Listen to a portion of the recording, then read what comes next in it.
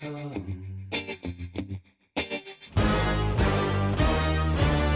time we're living in, panic and hysteria. Poor man learn, the rich man don't care for your narcissist mindset spread like malaria. Sit back and watch the show. America, Britain split through fickle shit. A government of hypocrites. These counterfeit politicians sit in parliament, not adequate. Come on, needlessly bleeding, resources all dry. Turn a blind eye if it means a pay rise. Oh, what a shame it would be, I would die if number 10 Downing Street burned in a fire. Only joking, only messing, don't be stressing. I'm a peaceful adolescent, there's no need to be unpleasant. Write my thesis in a rhyme scheme to analyze the brain while my fingers on the trigger of a money game. Oh, rain, rain, rain, rain, a storm it comes our way. And no surprise to distorted lies, poison in the veins, but we got upon the blame, blame, blame, blame. It's easier to blame, but point the mirror at ourselves. We're all part of this whole money game.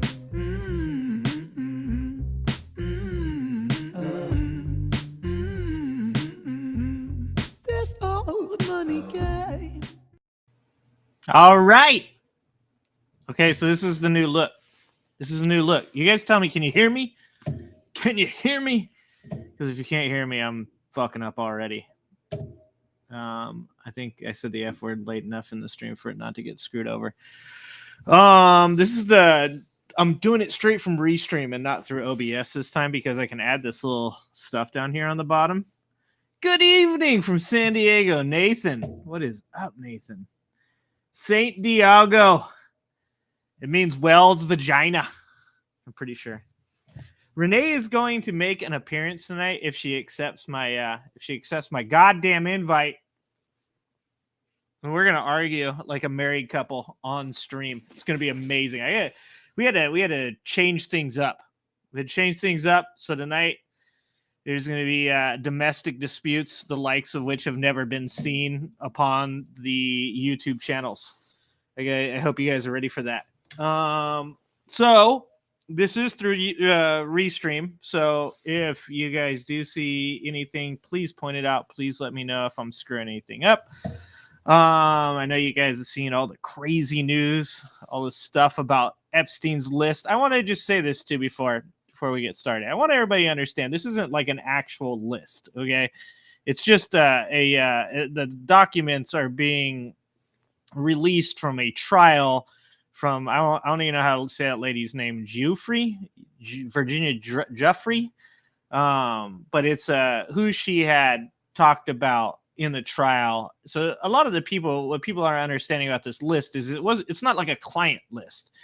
It's a list of people that were in some way talked about during the trial. Some people were incriminated. Some people were just mentioned. I believe like when she was talking about Clinton and even Trump, that she was just saying that she was on a helicopter ride with Clinton and that she had flirted with Trump.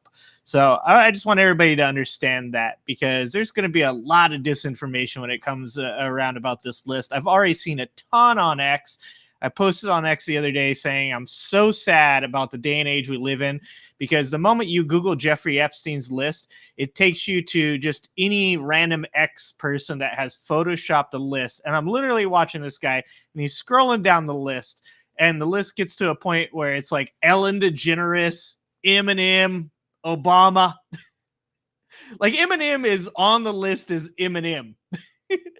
I was telling Renee it's going to be like Green Day, like not even like Billy Armstrong. It's just going to say Green Day because they're pissed at Green Day.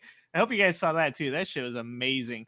All the people that get mad about this stuff, like when people got mad about Rage Against the Machine, like Rage Against the Machine hadn't always been against fucking the machine, and like the song American Idiot has always been about George Bush and 9/11, and now all these people are like realizing, like, oh my god, Green Day doesn't like Republicans. No shit. Good God. I'm going to check that out, Fatty. Wait a minute. Uh-oh. There's a UFO out there. Did you guys like my window? That is a pretty sick window, isn't it? I know you guys can't see my mouse now over here. Okay. I don't know what I'm doing. Hey, there we go. All right. Let's see. It's gonna be hard to keep it with you guys now, because I've got this like little chat thing over on the side. Hi, Teresa. Okay. So I just want to start this off, and we're gonna bring on a special guest for you guys. You guys ready for this? You guys ready for this? Boom. Say hello to the people. Hello, people. For anybody who doesn't know Renee, this is Renee. She's in the chat. I don't know who she is, but she does stalk my stream every once in a while and talk mad trash. Yes, I'm good at that. So we're bringing on her night, and we're gonna have a crucible of our own, much like Fatty versus Andrew Wilson. This is me, the angry ginger versus Renee Patrick. That's what's gonna happen tonight. Hope you guys are ready for that. All right, well, let's take a look here. Let's see if I can make this work. How do I share my screen? That's what I gotta do. Gotta share my screen. Where's that button at? Oh, here we go. Share screen. We want different here. Boom. Okay. Boom. Nothing happened. Hold on. Boom. There we go. How do you like that? Okay, let's see. That one kind of, I don't like that. How about that? How about these technical difficulties, Bucket? Take that, Bucket. When I plugged in All the right. mic, I accidentally hit the power button on the tower, and I had to reload the computer. I was like, "Oh, are you kidding me?" It runs in the family. You know, we're gonna get redonk on here at one point too. It's gonna happen. Yeah. I just wanted to show you guys this right here that I made specifically for redonk. Actually, where is it? Where is it? Boom! There we go. Redonk is a Tyvek supporter. I made that specifically for redonk. Okay. So let's take a look at some breaking news, because this is important. And you guys, I'm sorry if this like blows your ears out, because once again, I don't know what the hell I'm doing. So here we go. Can't hear Can it. you hear that, Renee? Nope. No sound. Can you hear me? I can hear you. You can't hear it? Nope, I can't hear the video. How about chat? Chat, can you hear it and she can't hear it? Wait, Bucket's already saying drink. Was that because she messed up her computer? Or is it because I messed up the sound? I think that was a drink for technical. That was for the sound. Drink could for you the guys sound hear now, it? too. Because now here the problem is when I bring anybody else on, now I have to wonder whether or not it's them messing up and not me messing up. Oh, they can't even see it at all. Oh, you guys can't see it? No video? Okay. I obviously have zero idea what I'm doing here with my restream.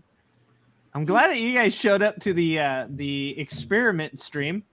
Good job, guys. I appreciate you guys. Okay. Let's see.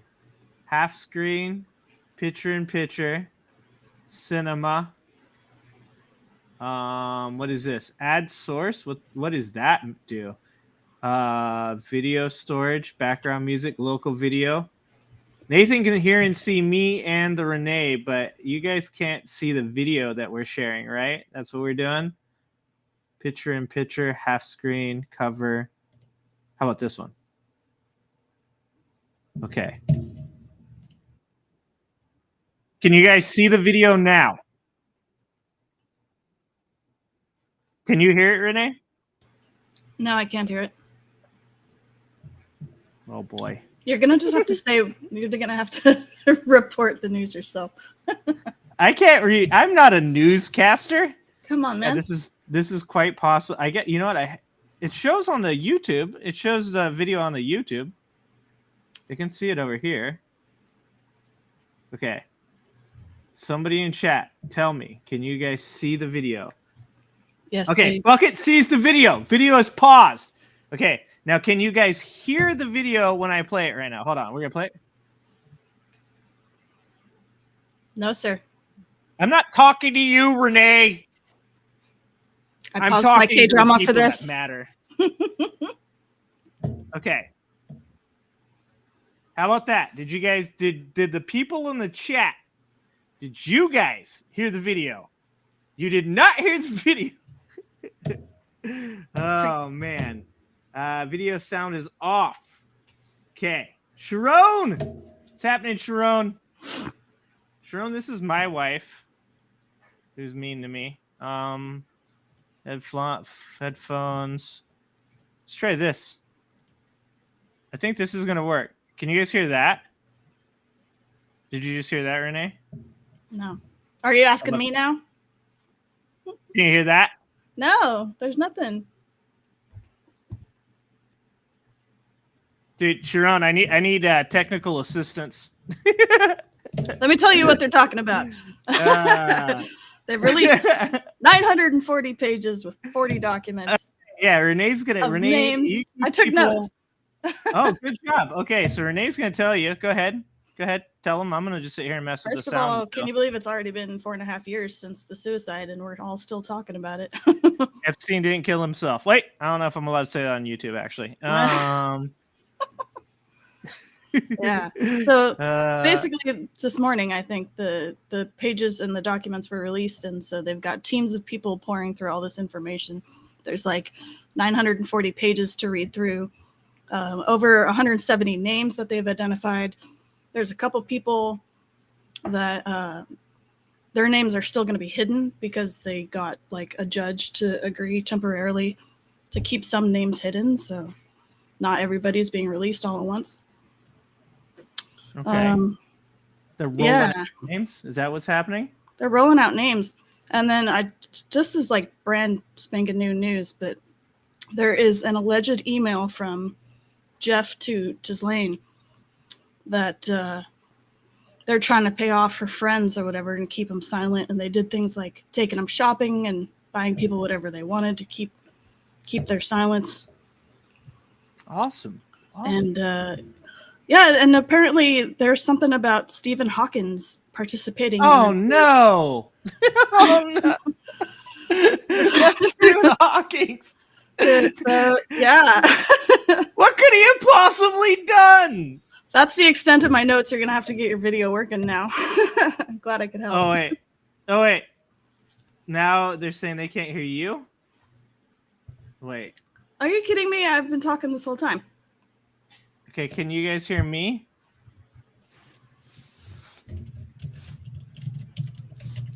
Oh, I'm leaving. No. Okay, wait, they can hear you. All Gucci. Sharon says all Gucci. Okay, I'm gonna try just playing it through the normal speakers, and you guys tell me if it echoes. How about we start that? We're gonna go that route. Okay, here we go. Wait, Renee, say something. Something. Okay, are you echoing? No? Is she echoing? You can hear me both fine? Okay, how about this? Now can you guys hear the fucking video?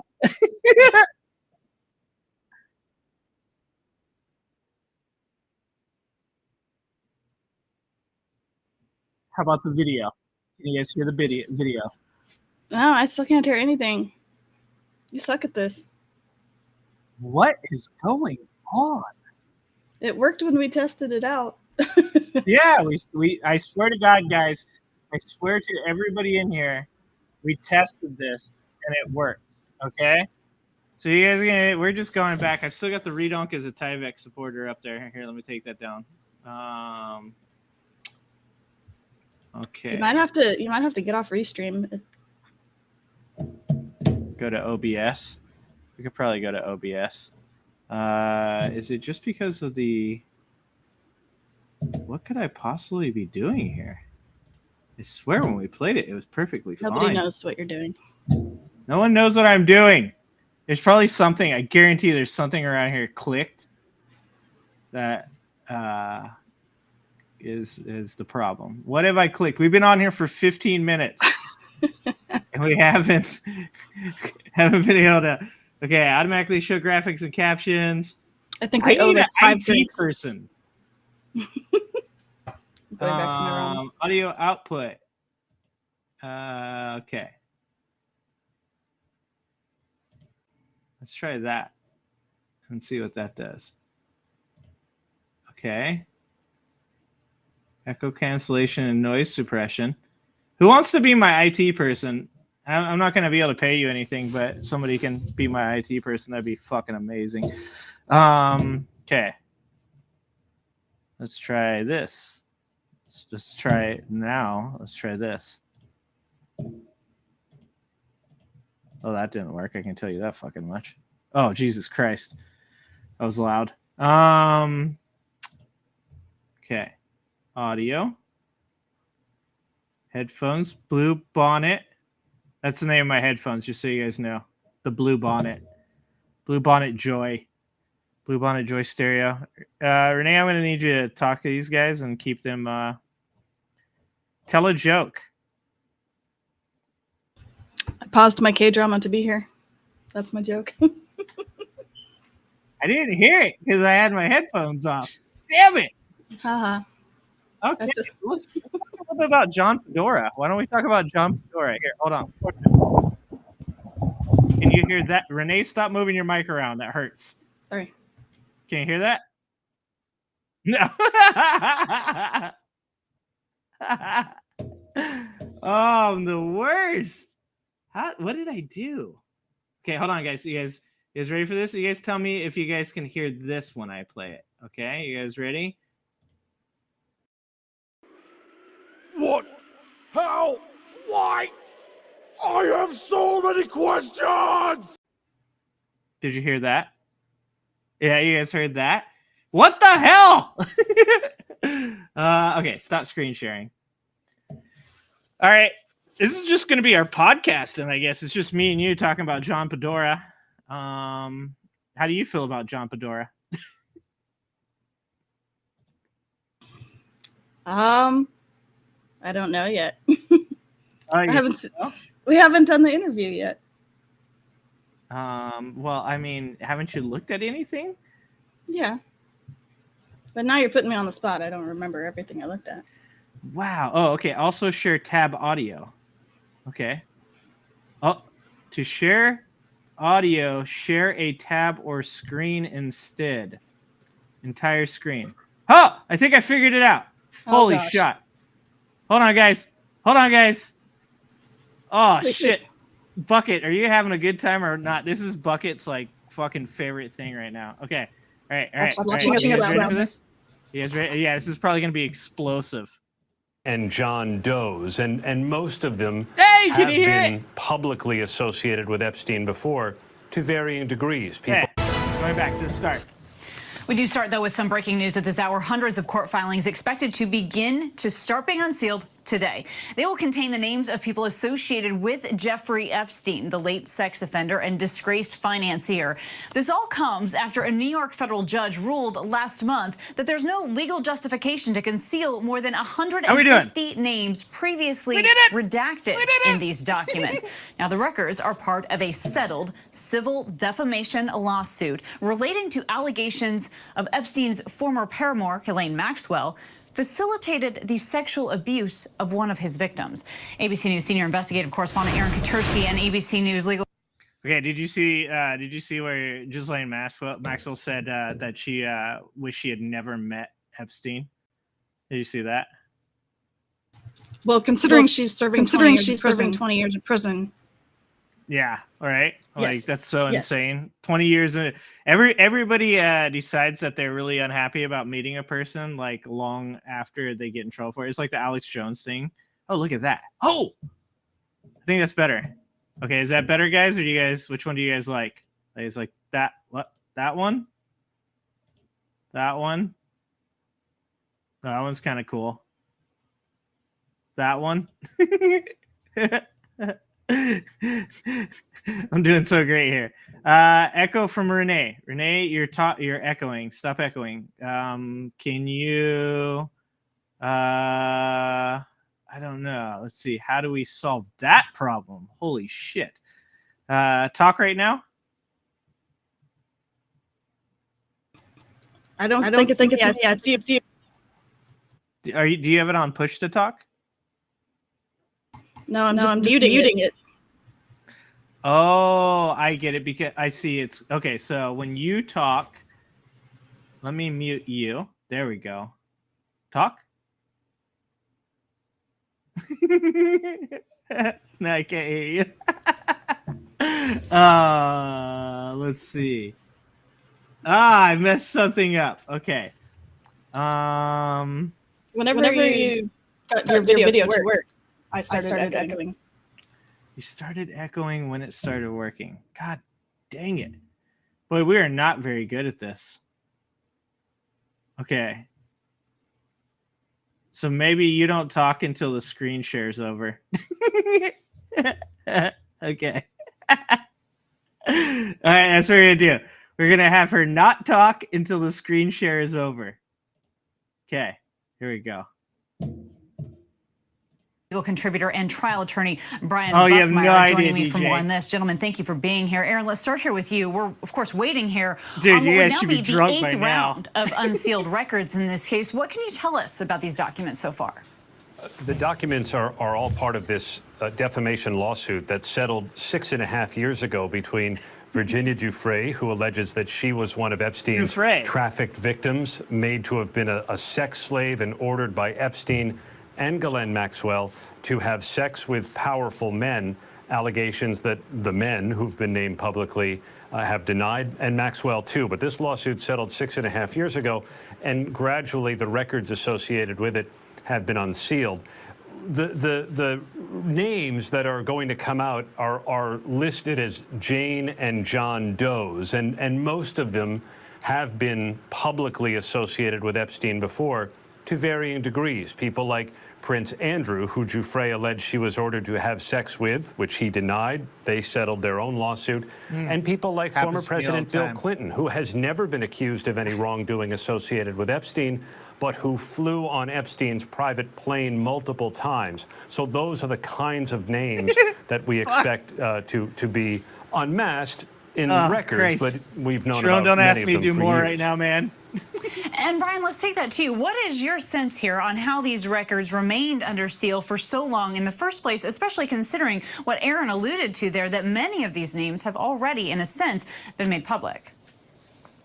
Okay, actually, all right. Sharon makes a good point. So what we're going to do here, we're going to stop sharing. Okay, now, Renee, you're allowed to talk. Okay, but you're muted.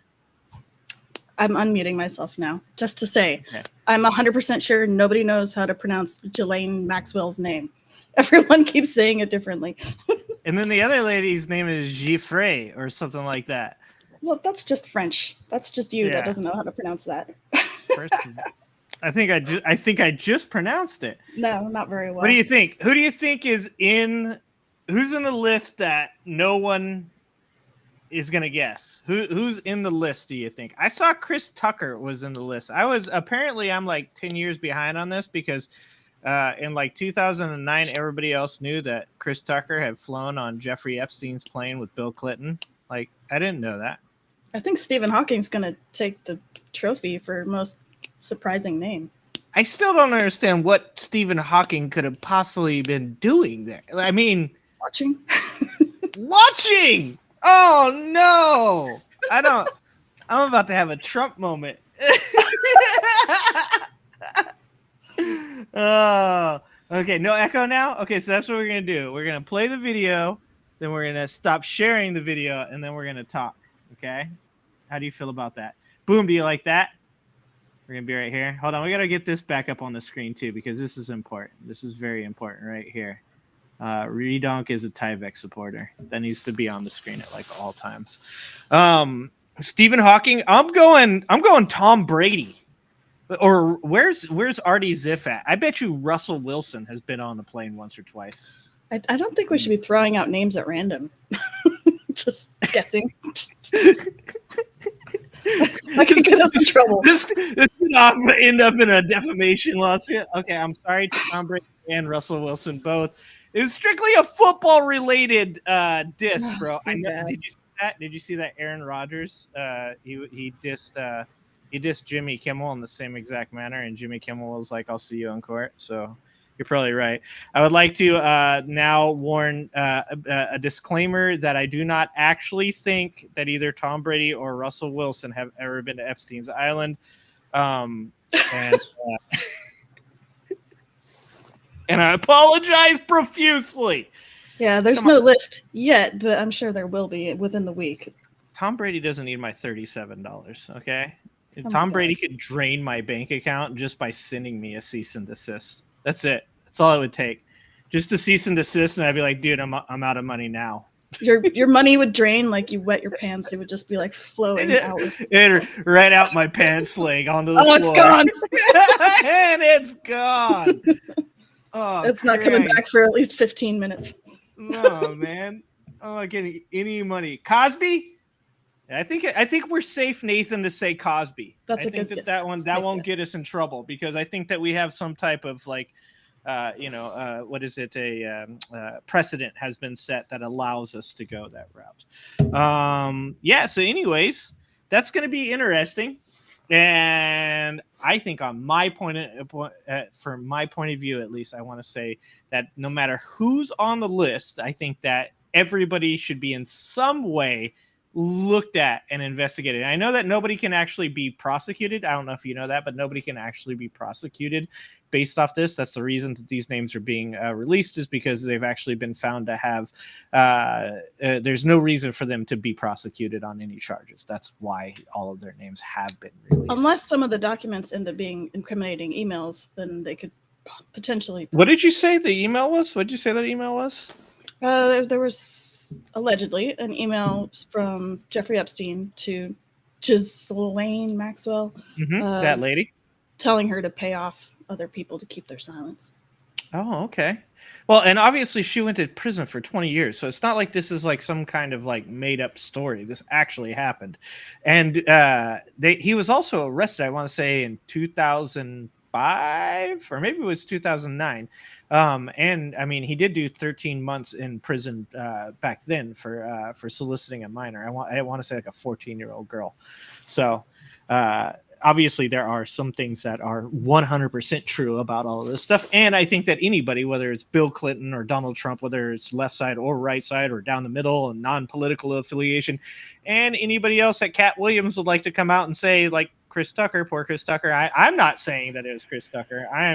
Pat Williams said that shit. So disclaimer. Put that out there. If you got a problem with that, Chris, you're gonna take that to Cat Williams. Okay, so we can do this because this does not have, or actually, you know what we're gonna do? We're gonna go to, let's see. It's not some book type list. It's just names who showed up. Yeah, exactly, DJ. It's not some kind of like list. Everybody thinks it's gonna be like this list. In fact, all the people have photoshopped it on Twitter. Like they photoshopped it as if it's an actual list. This is how dumb people are nowadays, is that people are like, look, it's the list.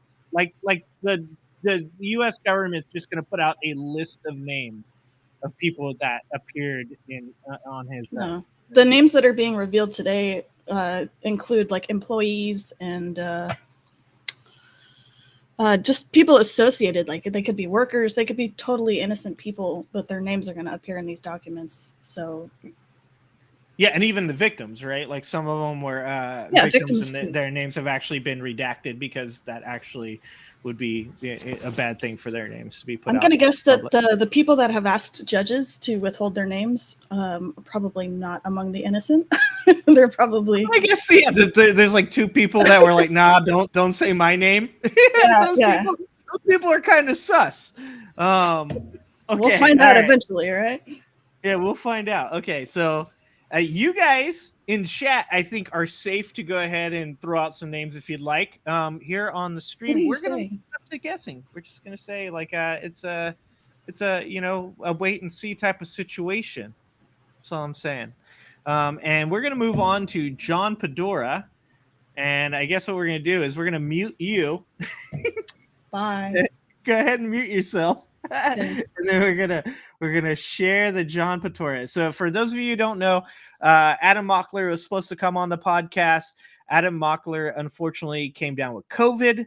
Adam Mockler has had to postpone his podcast, but we will get that done as soon as possible. We checked out Adam Mockler last week.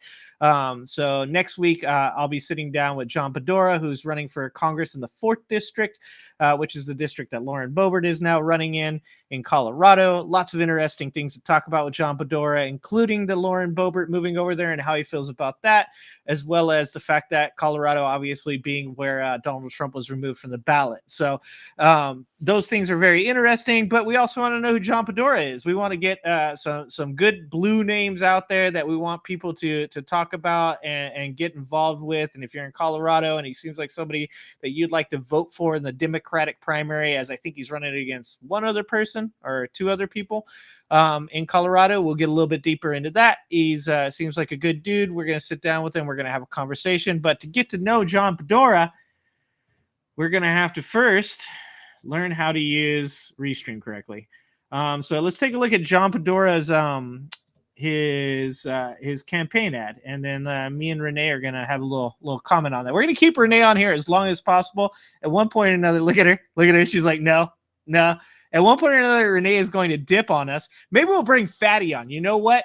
We'll kick you out. We'll bring Uncle Fatty on because Uncle Fatty has been on David Pakman multiple times. I've never even talked to David Pakman. Fatty's talked to him multiple times. Okay, so here we go. Let's go ahead and take a look at the John Padora congressional ad. I remember sitting in jail, thinking about everything that led me there. That's a horrible car accident, getting hooked on the opioids they prescribed me for the pain, the sobriety, the relapses, the arrest for possession. It was rock bottom.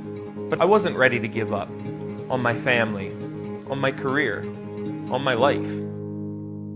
So I did the only thing I could think to do, rebuild, one step at a time. I worked with addiction recovery centers and nonprofits to help people get the treatment they needed. I advocated for a second chance program that focused on keeping nonviolent offenders out of jail in the first place. And after seeing how it helped my father in his battle with MS, I fought to legalize weed, too.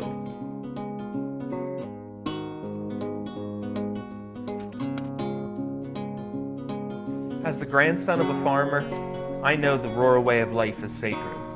And as the child of a nurse and a carpenter, that the working class built this country. My story's not unique. I see it all over Colorado. Good people, Democrats, Republicans, failed by representatives who aren't fighting for them. No, sorry. Because the only thing both parties is leaving behind towns like ours.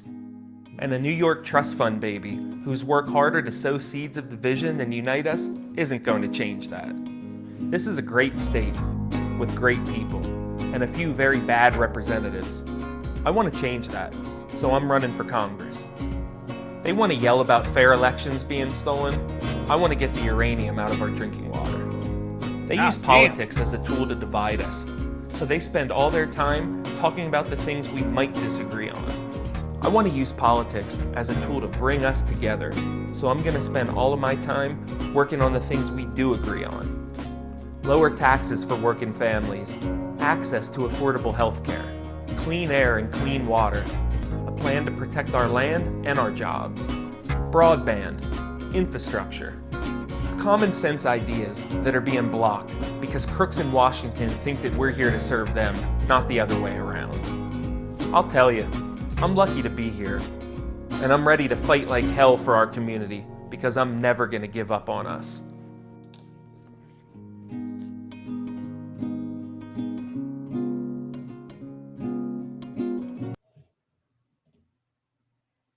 Okay. You can go ahead and unmute yourself. You're laggy.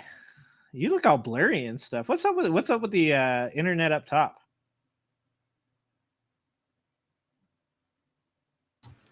Sorry, I was taking some notes.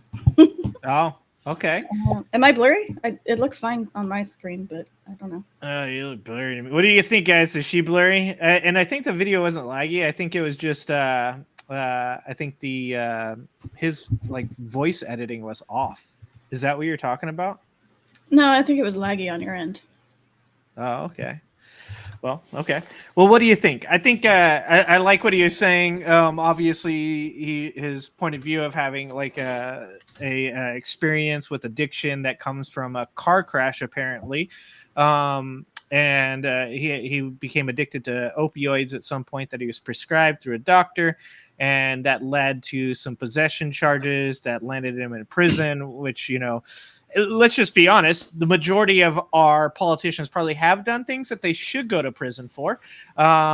And John there, he has encountered some rough times in his life, and I think that everybody has. But when you get to the level of Congress and Senate, it seems like these people are better at hiding that kind of stuff. And you like to see a guy come out and say that he's been through some things and that he wants to help people that have been through the same. Yeah, I think he's a very relatable kind of person. I heard him say his father has MS, and obviously we've had a family member with MS, which is multiple sclerosis. So we know how devastating that can be. And he seems like just a down-to-earth kind of person who's got curious about politics, and he's getting more involved with it. And, not so much of a career politician. He's not coming from Harvard, and he's not a lawyer, but he wants to help people by getting into politics. So, yeah. And then a lot of what he's saying about the blocking of infrastructure with like the broadband and stuff like that. That's pretty crazy. That you'd have for whatever reason that these people are blocking broadband. But then he goes on to say to get the uranium out of our water. I think people have a lot of theories about, when they're on the street installing broadband and they have to dig along the street, because they lay it underground or whatever. I used to work with people that thought that they were, that there was some kind of nefarious reason behind what they were doing there. So, yeah, and obviously we live in a day and age where people think that the Wi-Fi, the G4, G5, or whatever it is in some way also affecting everything going on in their life, including, activating the microchips in the vaccine that are going to, destroy humanity. So I'm sure there's something to go on there too. But he seems like a pretty good dude. No, I don't think he was. I think he was saying something about uranium in the water, 5G, which I don't know anything. Yeah, 5G, not G5. G5, isn't that like the climate climate summit? I think that's the climate summit. So close enough. Yeah, close enough. I mean, we live in the era of Trump and Bush. Okay, if I misspeak, it's completely okay. I totally meant what I said, and Frank knew what you were trying to say. It's alternative facts. So yeah, exactly. Because Frank's been around long enough. Frank knows me. Frank knows that I don't know how to talk correctly. Uranium in the water, though, in Colorado. That's kind of interesting. I don't know anything about that. Come on, that's your job. You're supposed to be. Your job is to sit here and. No, you put a microphone in front of me, so it's not like I can do a bunch of stuff all at one time. Okay. Okay, Boulder County uranium. Okay. Here we'll share the screen for this. So you guys can see what I'm looking at. I'll just go ahead and mute myself now. No, I think that you're fine. I think thank you. Guys, you guys can go ahead and mute her, or you can tell me if she needs to be muted, okay? Tell me if she needs to be muted. Okay, let's see. Uranium exposure. The most common way that people are exposed to uranium is through food or drinking water. Most places in the U.S., there is some uranium in the drinking water. In areas with higher concentration of uranium, higher levels of uranium can exist in drinking water. Consumption of root crops grown in soil that is contained with uranium. That's why you have Prop 65 in California that has a warning on like everything that might cause cancer. It's a little disturbing when you're shopping and you can't get away from all the Prop 65 warnings. They're on like everything. Everything in California has a Prop 65 warning. It's on my shampoo. Okay, I guess my hair's getting cancer. Yeah, you're getting hair cancer now. Wait a minute. Tiny spill of water likely tainted with uranium in Cannon City confirms. Watchdog group. Okay. Tiny spill. What appears to be an inconsequential spill of water likely tainted with uranium at a Southern Colorado Superfund site has become the latest point of contention. Holy shite. The estimated 400 to 500 gallon spill detected. That's just a small amount of water. It's not really that much. It's like maybe like 4 or 5 people's worth of water. Sorry for those people. That's our one questions shower's weren't worth. really. Yeah, exactly. It's a single shower. It's not even that much. Our questions weren't really answered. President Emily Tracy said, shaking her head in resignation after the meeting. They didn't even come down to see it until after it was cleaned up. Of course, there's uranium. Who wants to go near some uranium-tainted water? That's crazy. We're gonna have to ask. This might have to be a question. I need to ask Mr. John Padora what he's talking about when he's talking. Somebody write that down. Okay. Somebody put that in the Discord questions. Questions for John Padora. What about the uranium water? Uranium in the Grand Canyon water. 26,000 tons of radioactive waste under Lake Powell. Oh my God. I'm about to go down a conspiracy theory rabbit hole. I have a feeling. River of Lost Souls. Beneath the murky green waters on the north end of Lake Powell, entombed with tons of silt that have been carried down the Colorado River over the years, lies a 26,000-ton pile of unremediated uranium mill tailings. Just one radium-tainted reminder of the way the uranium industry, enabled by the federal government, ravaged the West and its people for decades. In 1949, the Vanadium Corporation of America built a small mill at the confluence of White Canyon and the Colorado River to process uranium ore from the nearby Happy Jack mine, located upstream in the White Canyon drainage. For the next 4 years, the mill went through about 20 tons of ore per day, crushing and grinding it up, then treating it with sulfuric acid, I can't pronounce that, and other nastiness. 1 ton of ore yielded about 5 or 6 pounds of uranium. Oh, that sounds efficient. Meaning that each day some 39,900 pounds of tailings were piled up outside the mill on the banks of the river. This is in 49. I'm going to guess in 49 they didn't really understand how to get rid of this type of stuff. I'm going to guess in 2023. I like that there's a little nuclear symbol right there too. That's amazing. Wow. Okay. All right. Well, that sounds like something that we should talk about. Oh, you got an elk steak, fatty? I want an elk steak. Okay. All right. So we're gonna continue looking at Mr. Padora. I got off track a little bit here. So let's take a look at some of the things that he stands for. Let's see. It says, "My name is John Padora. I'm running for Congress in Colorado's Great District 4." As you can see too in that video, he had Ken Buck on there, but Ken Buck is actually removing himself from the House. So he is retiring, much like the majority of Republicans are now leaving because they've had enough of the Freedom Caucus. He's leaving. Now it's John Padora versus like 17 Republicans, 1 Democrat, and a Libertarian, I think, is also running. So it says, "I'm running for Congress in Colorado's Great District 4. As a working class person fighting for working families, I'm running for Congress to advocate for the people of Colorado, not special interests in DC or companies based out of other states. I'm here to help rebuild trust and help draft and vote for policies to help my neighbors and fellow Coloradans and be a leader that they can count on."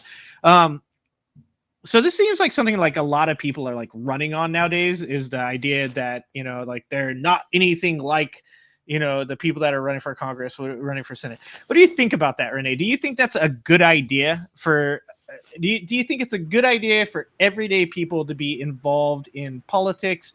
Or do you think it's a better idea to have like experienced politicians that kind of know their way around Capitol Hill and know people and have connections? What do you think? Well, it's a double-edged sword. I mean, we need people with experience, but how are you going to get experience unless you start participating? So they think there's good and bad in every group, and so there's good and bad people among everyday citizens, and there's good and bad people among the experienced career politicians. Are you trying to say that some of these politicians aren't bad people? Yeah. Okay, do you think that's do you feel like the majority of people don't believe that politicians are very good people? I can't speak for everybody. I tend to have faith in people, and so like I'll believe in people until they prove me wrong. So Okay. yeah. So John Padora here. What do you think about John Padora? Does he look like the type of person? How does your empathy radar? How does it feel about John Padora? I feel pretty good about him because he seems like a authentic kind of person. Especially respect him for being open about his addiction, and I'm proud of anyone that works at being sober, of course. So I have a lot of respect for him in that regard, and he just seems like a family man. So, like I said earlier, I think he seems like a pretty relatable kind of guy, and I'm interested to learn more about him, and hopefully he can do some good if he gets elected. Yeah, and I think as far as that goes, when we talk about like people that are maybe inexperienced as far as politics, like when we get to the level like the president, I want somebody up there that has some experience and some connections and is an established politician, obviously. But when it comes down to like the lower levels, we talked about this before with Marianne Williamson, where Marianne Williamson's really got some great opinions, really got some great ideas, but very little actual political experience. And how I'd like to see Marianne Williamson, starting at maybe a little bit of a lower level and like working her way up to be the president of the United States. That would be, in my opinion, the better path than trying to, shoehorn her into the president and try to be, I don't know, maybe like, in my opinion, and this is completely maybe out of sorts to even say this or out of pocket to say it, but maybe just a little bit over her head. Seeing somebody like John Padora get into like Congress and then move his way up from there could really actually like set like a road or a future path for him as a politician to be able to speak to what the everyday American goes through, specifically when he talks about, like you said, very honestly about his struggle with addiction. I think that actually would be a great thing. So let's look at what he has here. Secure a sustainable future for water. So this is with each passing year, the eastern plains of Colorado and rapidly developing communities on the Front Range are struggling with access to clean water. Need to ensure we have a sustainable future for our families. And so that's the Colorado River. A lot of people get water, specifically here in California, from the Colorado River. And there's actually been a lot going on with whether or not that's going to be a sustainable future. And so that makes a lot of sense that he's going for that. Lower taxes for working families. I think that me and Renee here can speak well to living in California and the high amount of taxes that we deal with. I myself don't have a problem with a lot of the taxes in California because they go to things that I think are important. But I'm pretty sure that we can all agree that some of the things our taxes go to are probably not exactly what we'd like to see. So lowering taxes for working families, great. Lowering taxes for wealthy people, eat a dick. As far as taxes go, I just think it should be more transparent. I think there should be oversight with how tax money gets handled. There should be accountability in taxes. Like if they're gonna put a tax on a ballot, then once it gets passed, we should be able to see that, okay, yes, the money is going to what they said it was going to be going towards. Like schools or roads or whatever it is. So maybe like receipts, right? Like maybe a way of tracking like tax information would be great if we could like see that our money was actually being spent on the things that we wanted to be spent on. Yeah, I don't care about receipts, but some kind of accountability, some kind of like when we go to apply for a loan, they take a look at our banking history and our credit and everything, and they want a paper trail for every purchase and every income. And I think the government should be held accountable for paper trails as well. Yeah, and I think that even though, sure, maybe not receipts, but I would like to know whether or not my money, if I lived in Colorado, was going to pay for Lauren Boebert to go to the Beetlejuice family musical to grope her buddy, right? I'm just saying, did my tax money pay for that handy? Yeah. And if Safe to my say tax yes. money, not my, I don't work in Colorado. I don't live in Colorado. So, but I know it's somebody's hard-earned tax money did go to pay for fun-sized Sarah Palin to give a handy to a dude at a Beetlejuice musical. So good for her. Good for him. Good, yeah, Good for I'm him. sure there was fun had on all sides. Dude, the lottery, DJ, the lottery. Flat tax. Everyone pays 15%, and the money will pour in from the 1%. I agree with that, Carolyn. I agree with that. That's, I think, one of the few places that I was agreeing with Ben Carson during the 2016 election was when he was talking about a 999 across the board. I don't know that I specifically agree with 999. I would have to, I'd want to look into percentages before I made like a real decision as to like, what I think, and, obviously look at the budget and all that stuff as well. But I think a flat tax is a great idea. I think that the wealthy would still find a way to loophole their way out of paying it. Oh, and as always, the middle class will foot the bill, as always does happen. But with the flat tax, you could conceivably fund, socialized healthcare with a flat tax if everyone is paying their portion. Yeah, I mean, if the wealthy would just pay their portion, we could probably end homelessness.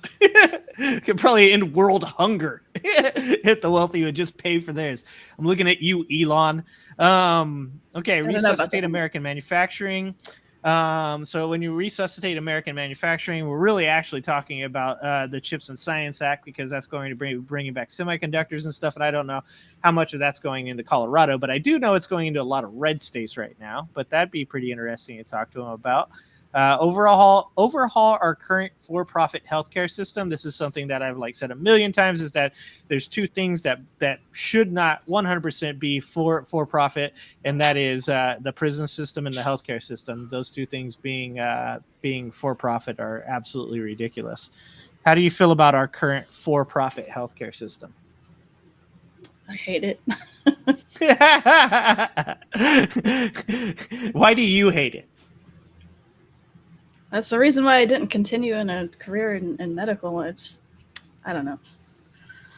I'm not an expert, obviously, but I do believe that everyone should have healthcare, and the way our system is set up, not everyone does. So. Yeah, and obviously, it's my opinion that healthcare is a human right, that it shouldn't be gatekept by wealth. Obviously, when we talk about all the things, like they just came up with a new way to treat cancer, where in their description they jackhammer the cancer cells with T cells. And you look at something like that and you get really excited, specifically with those of us that have older parents and stuff, and their chances statistically of getting cancer increase more and more every year. You would hope that type of healthcare would be available to them. But when we talk about, I think it was the sickle cell, did you see about the how gene therapy has cured sickle cell? And they're talking about it's going to cost, I think, something and I could be misquoting this amount, but I think it's $2 million for the for the care. Obviously, it's amazing, but when you gatekeep it by putting such a high price on it, you're not going to be seeing poor black families being able to afford even if it's $200,000 or even if it's $20,000. The black community is adversely affected by sickle cell disease, and to have it be gatekept by a high price point, that's in my opinion completely unfair to mostly obviously lower class. There's so many prescriptions that are just priced outrageously, and some of these pills are costing $1,000 per dose, and people need to take them every week, or there's a lot. There's a lot there. So yeah, I agree. Let's see. How about this? Federal legalization of marijuana and the end to the failed war on drugs. Here in Colorado, we know we can safely and effectively legalize marijuana. Now it's time to do the same federally. Our marijuana industry is suffering because of federal prohibition that has shut businesses off from banks and prevented interstate commerce. The war on drugs since its inception was based around misinformation and failed draconian policies that has caused America's prison populations to surge while creating one of the most robust, dangerous, and thriving global black markets while providing a false illusion of safety. It's time to adopt complete decriminalization, dismantle for-profit prisons, and finally declare substance abuse disorder a public health crisis. No one gets better in a jail cell, and it's time we provide treatment in lieu of harsh, life-destroying sentences for non-violent drug offenders. How do you feel about that? Yeah, I think it's safe to say that throwing people in jail as a deterrent has not worked, and definitely people need to be treated with respect and given treatment, and not, lock them up and throw away the key. So I think he's got a strong point. And I agree too, because once again, like I said, I think the for-profit method of prison systems obviously was proven faulty when that judge was found to have been illegally putting young people in jail specifically for profit. That's. I don't think there's any greater example than something like that. But, you can even go further back in our prison system when literally we're using forced labor on young black men that hadn't done anything, that later gets proven that they hadn't, and they get released 30, 40 years. But after that point, their lives are ruined. And when we look at, drugs as a whole as affecting specifically minority communities, but also poor white communities as well, we're looking at people that should not be put in prison, that are put in prison for the most minor of offenses, in there with violent and aggressive criminals that, later those people become those people because they're around it. That's how you survive. Anybody that's been to prison knows that there's a social hierarchy in prisons, and if you want to survive in that type of area, you have to join into things that you would not normally have anything to do with if you were just a guy who got busted for weed. And even if they're not thrown in prison, then sometimes they get arrested, and that goes on their record, and that can hurt their chances at finding employment or getting into a college or some consequences like that down the line. So I think I agree with that too. I think can even prevent them from getting into politics. So yeah, which is kind of insane when you consider the type of things Trump's been doing. 91 felonies doesn't keep you out of the presidential office, but if you ever use drugs in your life, everybody will polarize you as a political figure, and no one will vote for you. That seems kind of insane. I shared in the Discord about that channel called Soft White Underbelly, and he interviews a lot of people on Skid Row in Los Angeles, and the drug problem down there is so rampant that people will use and shoot up right in front of the police, and the police aren't arresting every time they see it. More often they're letting people go, just because it's too much work to arrest everyone they see shooting up. There's so much of it going on that they'll often take it away from them and then turn the other way. And we've talked about that. The guy I'd seen on that debate, I think his name is Counterpoints, and he's a former police officer. And he talked about the fact that anytime that somebody actually, has to arrest somebody, that's taking a police officer off that block. Yeah, exactly. He was even saying certain police officers, to get out of having to patrol the block, would find a person that literally they would profile because they know that they'd had drugs before. They would roust them. They would find the drugs on them, and then they'd spend the next 2 or 3 hours at the precinct running them through paperwork and getting a process, which allowed them to not be on the block, which specifically in crime-ridden areas is really bad, right? Not having a cop on the block is pretty bad. Yeah, it takes them away from more emergent situations like armed robbery or a medical crisis. So there's so much drugs that they just they take it when they find it, but they don't arrest all the time. Yeah, so it can even be manipulated in some ways for people to not do their jobs. I think that, in my opinion, when you look at things like mushrooms, when you look at marijuana, to me, those are no-brainers. And I think that also there should be probably some type of legitimate look into the decriminalization of harder drugs as well.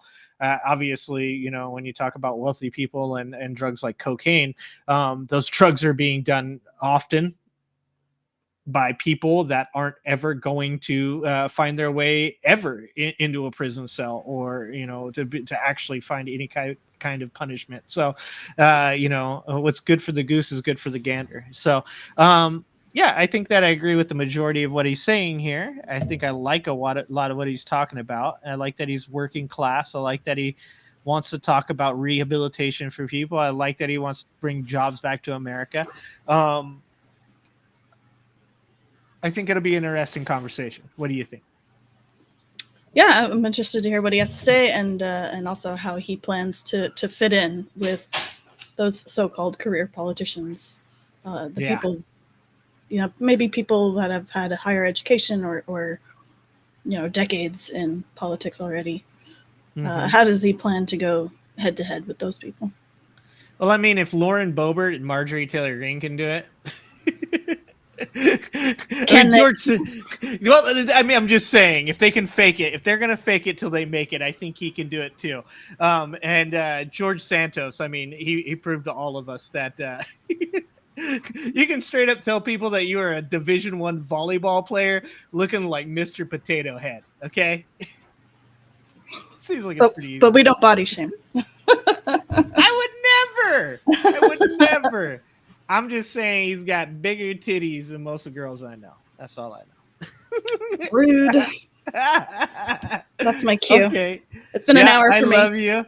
I appreciate you. Thank you so much for coming on. And now we're going to get back to our regularly scheduled program. Thank you for coming on. Say goodbye to Renee. Bye, people. Tell them where they can find you. Bye, people. Finger hearts. Where can they find me? I'll be on Netflix watching K-drama. All right. Thank you. I love you. All right. Well, here's the hope that I can do this without her help now.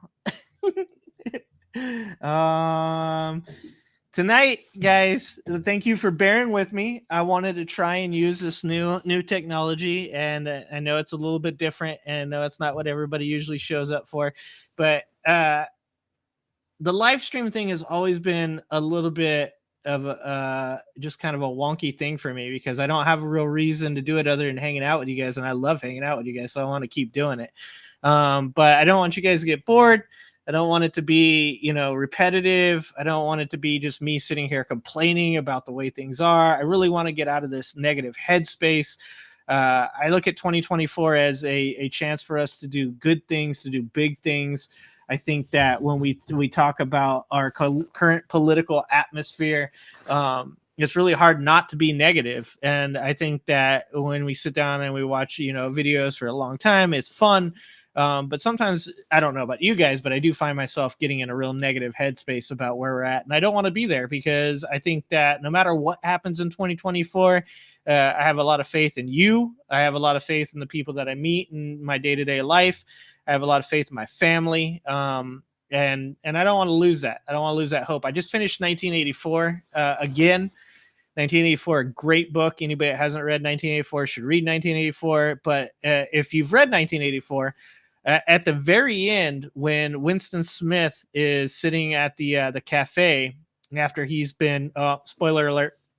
Okay, I won't ruin it. Let me just say this. Let's just say this. There is a real feeling of loss of hope due to things being done to Winston in the story that are very significant as to his story and what you would usually call a hero's journey, which really isn't, but it's kind of commentary on exactly what we're going through nowadays, and how if you allow all the negative things to push you into a place where you really feel no hope at all, that the people that you're fighting against have won. That's you live for hope, you live for happiness, you live for positivity. We don't live for negativity. We don't live for being sad and being angry and hateful. None of those things make sense. So I hope you guys don't hate me too much for doing a little something different. She doesn't want stalkers. I understand that, DJ. So I just want to say, first of all, read 1984. I also posted 1984, the audiobook in YouTube in the sci-fi channel. I think it's closer to nonfiction, to be honest with you. But if you guys aren't interested in reading and want to listen to the audiobook, I think it's about 10 hours and 40 minutes. You should check it out. If you've never listened to 1984 before, you should listen to the book or read the book. It is incredibly impactful, and to be honest with you, a really sad book, but also has a deep moral compared to what's going on today, or actually paralleling what's going on today. So let's get to watching some videos. Let's see if I can do this without screwing. You guys are here for it. That's what you guys have always been here for. We watch the John Padora. Also look forward to John Padora, guys. I'm starting off with, I'm going to the John Padoras. If you guys remember the girl from the Tennessee 3, Gloria Johnson, I'm talking to Gloria Johnson about coming on a podcast as well. She said, to get a hold of her communications person. So Gloria Johnson might be coming on. Katrina Christensen still is set up as soon as the finals are over, so we'll be talking to her too. Adam Mockler, unfortunately, get better soon, buddy. He came down with COVID on the 2nd of January, starting his year off rough. So I just want you guys to look forward to these conversations. I think they're going to be interesting. I'm going to try and do you guys as proud as possible and ask questions that matter, and do the research and really try and make these as professional and as watchworthy as possible. Okay, so I thought that this was kind of like interesting because we're talking about John Padora. John Padora obviously moved into Lauren Boebert moved into John Padora's district when she decided that Adam Frisk was about to whoop that ass. So she got out of there and she moved over to John Padora's district. And this is our boy Tennessee Brando talking about it a little bit. So James, not a lot of people out there reading, bro. Not a lot of people reading. So I'm worried about accidentally spoiling some stuff for people. I don't think enough people have read 1984, to be honest with you. And just so you guys know, the book I've been writing a book called 2084. I'm not trying to grift. I want to write a book about the polarizations of the left and the right, and how there's a lot of things. Obviously, I lean to the left, and so there's a lot more things on the left that I agree with than on the right. But about the polarization and this talk of civil war and all this stuff, and I want to write it from the idea of a person coming from the South, which would represent the right, and a person coming from the North, which would represent people from the left and progressives, and how both young people want to escape where they're at to get to a place because they're missing something in their life, because I really do believe in balance. I am 100% on the side of equal rights for all people. That's non-negotiable in my opinion. But there are things about traditions and about family that are important to me, that I think that sometimes on the left, when we talk about young people specifically, we make mistakes and we do not pay enough attention to the left, that we take for granted that young people are going to be progressive, that young people are going to join up. I think specifically with young men on the left, that we have to do a better job of speaking to young men and being a good example for them. So this is my all in my head right now, and this is all the stuff I want to do. And so I hope you guys are supportive of that. I hope you guys see that stuff and that you enjoyed as well. So let's listen to Tennessee Brando and stop listening to me talk. Let's see if I can. We're gonna make him big because he's much more important. Here we go.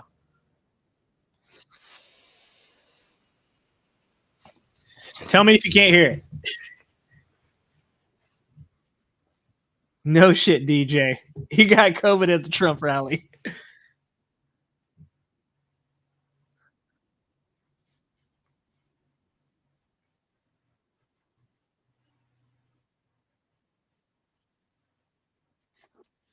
Damn it. Okay. Hold on. I think I know what I did this time. I think I know, guys. Okay. I think I might know what I did this time. Entire screen. Also share system audio.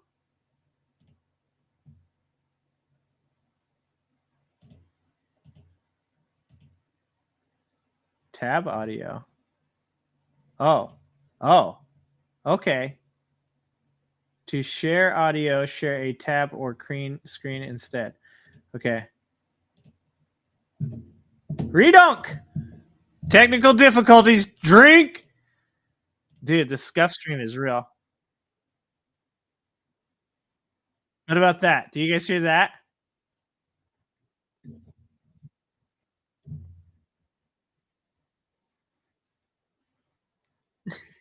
Oh, no. Sorry. Technical difficulties. Drink. Okay. One more time. So okay, Lauren one more Boebert time. is changing districts out in Colorado. She's going from District 3 over to District 4 because, let's face it, she saw the writing on the wall. She realized she was going to lose. Can you guys hear that? So she decided to move to a heavily conservative area in hopes to remain in Congress and stay relevant. She only won by a little over 500 votes against Adam Frisch the last time, and she sees him gaining momentum. She sees him outraising her. That's all laggy and what now. she do? She does the classic MAGA move. Well, the Hollywood elites and the radical left are trying to buy this one from me, so I'm just going to take my ball and go over here. Now it's all laggy.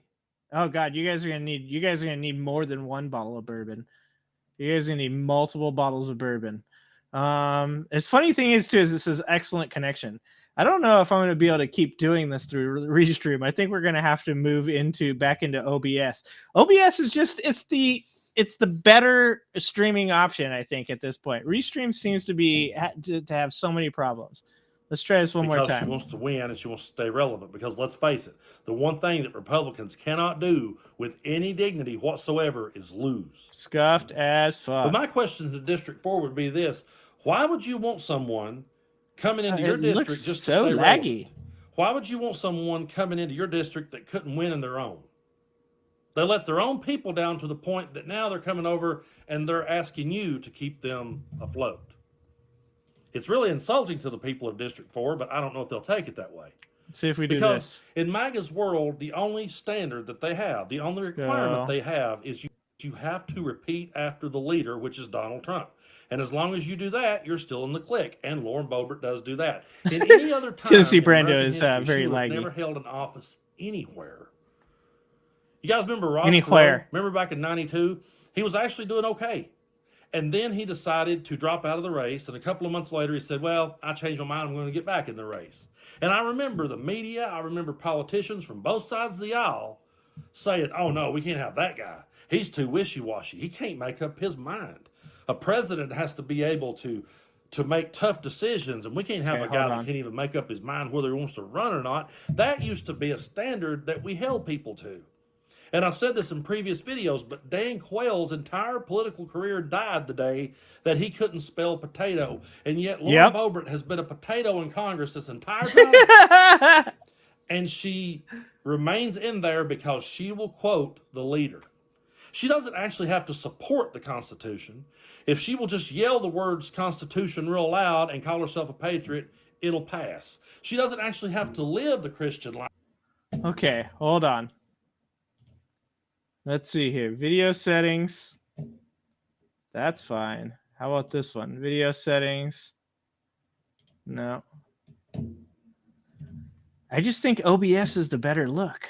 I think OBS is the better streaming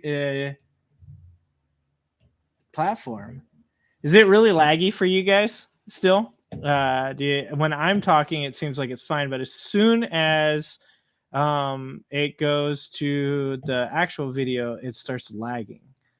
At least that's what I can see on YouTube that I'm watching here. Let's go here. Thank you guys for bearing with me through the experimental stream. As always, I love you guys and appreciate you guys. Let's see. Let's try stop screen sharing. How's that? That looks fine. Got a little blurry for a second. Okay. Start screen sharing again. Church says your shit's all fucked up. Redonk. 100% my shit's all fucked up. I am having such issues tonight. I am having all the issues. What is this? No, I don't want to do that. I wonder if... Okay, let's try doing that. I'm going to try something. I'm going to try something, guys. Pray for me. Pray for me, guys. Okay, here we go. We're going like this. We're going to bring this over to here. Okay. We're going to go like this. You guys can't see anything I'm doing, so I'm just like talking and showing this to myself currently. One of those. Okay. One of those. Boom. Okay.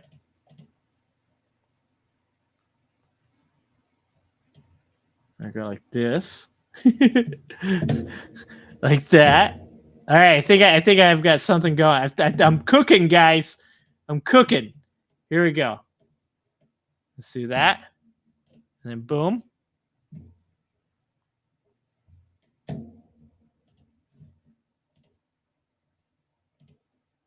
Okay.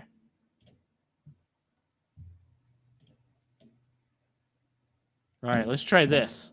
So Lauren Boebert is changing districts out in Colorado. She's going from District 3 over to District 4 because, let's face it, she saw the writing on the wall. She realized she was going to lose, so she decided to move to a heavily conservative area in hopes to remain in Congress and stay relevant. She only won by a little over 500 votes against Adam Frisch the last time, and she sees him gaining momentum. She sees him outraising her. And what's she do? She does the classic MAGA move. Well, the Hollywood elites and the radical left are trying to buy this one from me. Okay, so it is just so bad. It is so bad. I don't like Restream. So what we'll probably have to do is we'll probably have to use Restream for having guests on and talking to people and stuff like that, or I could just figure out how to use Discord correctly and use it on OBS, or and then we're gonna use OBS for like streaming videos and stuff like that. I wonder what would happen if I tried to restream right now on OBS. Okay, pray for me once again. Won't let me access my camera, so that makes sense.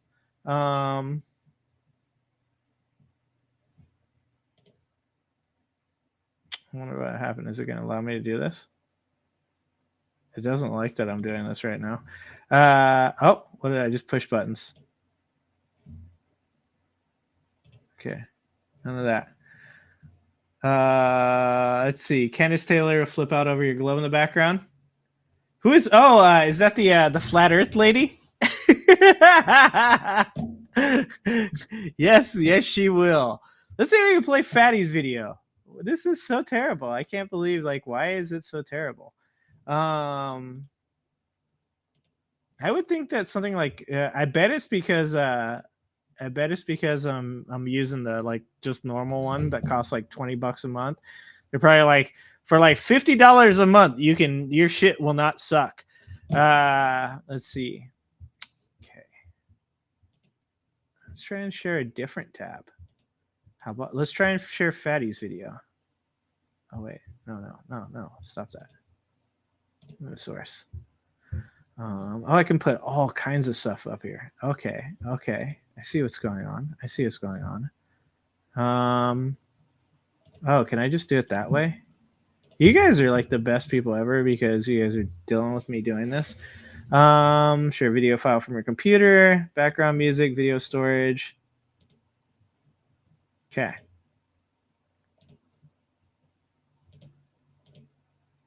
Let's do this business. He is like Fatty's video. Let's see. Okay. Let's go like that. There we go. Okay, let's see if this lags this way. All right.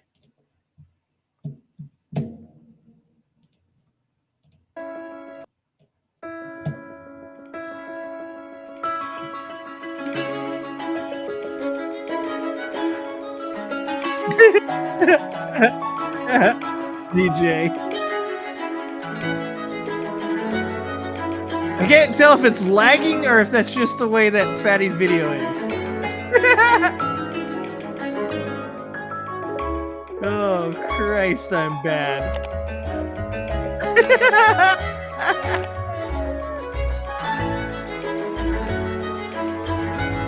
the worst video streaming platform ever.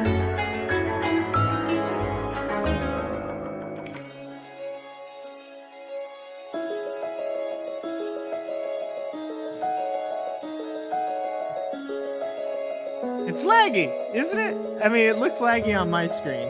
It's gotta be laggy on your guys' screen too. Carolyn, thank you, Carolyn.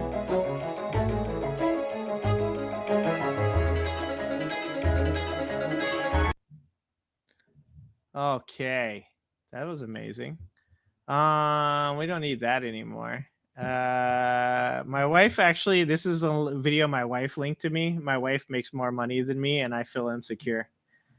Dude, I was just watching World War One. World War One was insane. I don't know enough about World War One or the Korean War, but the U-boats, that they're just set up, where the U-boats go.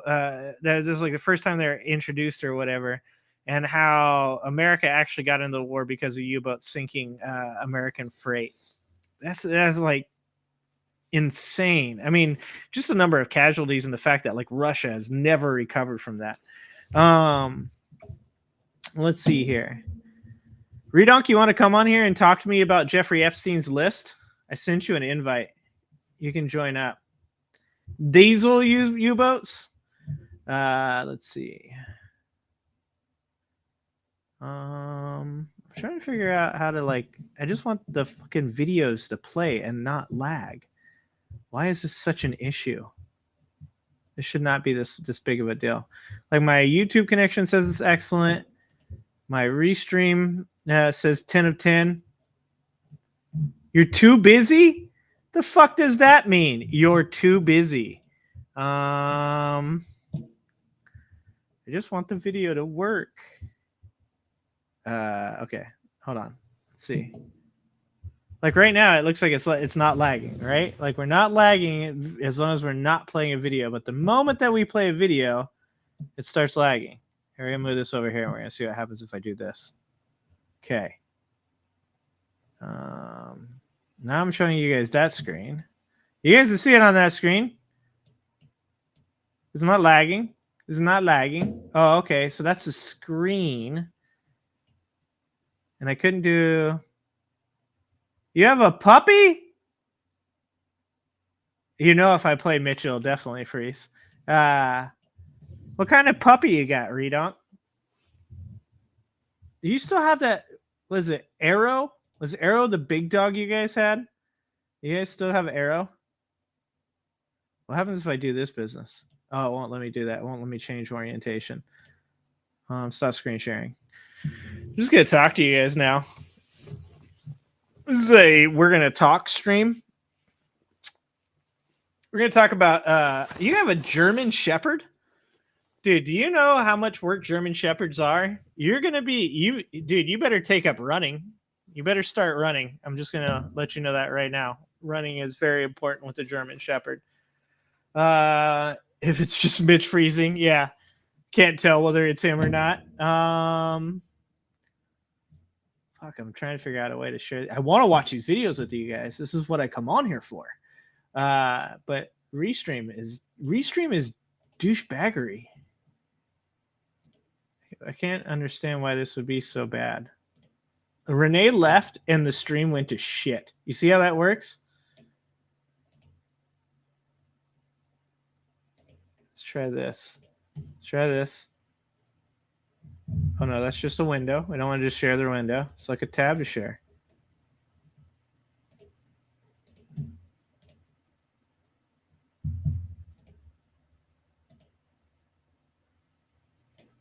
Let's see if I just play the video by itself, what happens.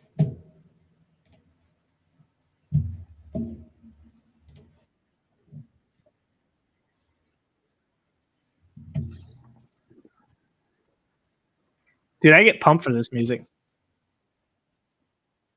Oh yeah, that's working, right? Nah, it's lagging. Yeah, it's lagging. Oh, there's Mitch.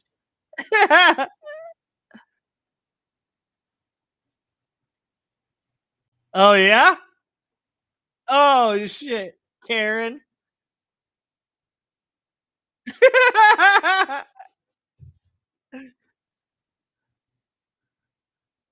Oh, and booted. Being indicted?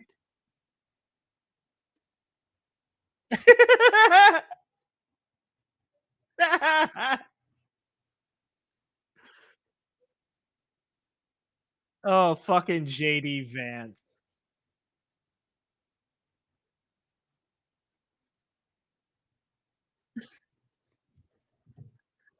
Archer, not Arrow. Ah, fuck audio.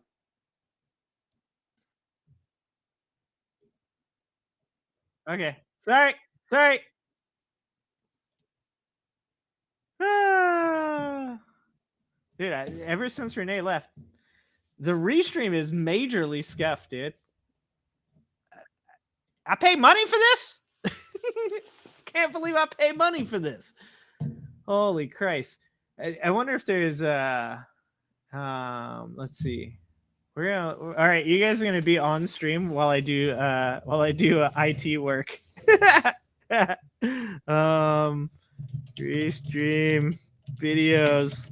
I have to talk when I type too, just so you guys know. Restreams videos lagging. No, that's not my internet connection. My internet connection says it's 10 of 10. 10 of 10 connection. Fucking give me that. Software encoders. Yeah, when connecting your streaming software to Restream or RT. I'm not doing it over TMP. Dude, I'm just doing it through your freaking thing, Restream. Should we talk more about Redonk's German Shepherd? I think that's just where we're at right now, is that it's just a stream where we're going to just talk about Redonk's German Shepherd. Oh,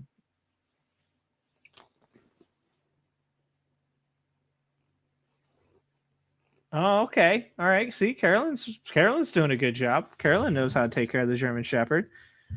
Redonk, you're going to have to, and a 6-week-old, you're going to have to run with, dude. I'm telling you. German Shepherds, if they're young, okay, and they don't get a lot of exercise, they can end up being a little bit on the bad side. Okay, they can start having. Okay, I'm gonna try this again. Fuck. I cannot learn my lesson. I'm never gonna learn my lesson, you guys. Just so you guys know, I'm gonna keep trying. I never stop trying. Fox News Media and Tucker Carlson have mutually agreed to part ways. Joe Biden should be impeached. We didn't elect a Pilates instructor to do this with him. He's not into golden showers. Can I shower with you? Can you guys hear the audio on this? And is the audio lagging? I'm wearing the scarlet letter. They do want to take away the gas stove. They plot the human really, feces just about the on audio. the sanctimonious or meatball rock. Back to reality. Oh no, Vivek rapping. Articles of impeachment. Talk about confusing the American I need the Santa hat back on. The world DJ's is on right. fire. We are gonna win. How dumb can we be, man? The entire world is watching this and they're laughing about what's going on. The eye of Soren has turned inward. I can't watch that. Speakeasy Don't do that. Buddy. If I start watching Speakeasy stream, I will go straight back to the trailer park. That's how that works, bro. Was it working? Was the audio working, or was the video lagging still though? Because I think the video is still lagging. At least it looks laggy on my YouTube. You guys tell me whether or not this shit's working or not. I have no idea what I'm doing. Yeah, I can't watch Speakeasy stuff, dude. 15 frames per second. Excellent. If I go watch Speakeasy's stream, I literally feel like I'm going right back to the trailer park. Like I'm immediately transported back to 1998, and the audio good but laggy. Borked. This restream bullshit. I'm just gonna sit here and talk to you guys until, because the video looks fine when it's just me, right? I mean, it looks blurry to me. What is going on, restream? This is so weird. I'm gonna have to run some cables. That's what's gonna have to happen. We're gonna have to run some internet cables down here. But it says it's 10 to 10. I don't understand why it doesn't want to work for me here. How's your guys' week going? You guys having a good week? What do you guys think? What do you guys think? You guys think it's going to be a crazy next 12 months? I think so. I'm blurry like Renee. Yeah, it runs in the family.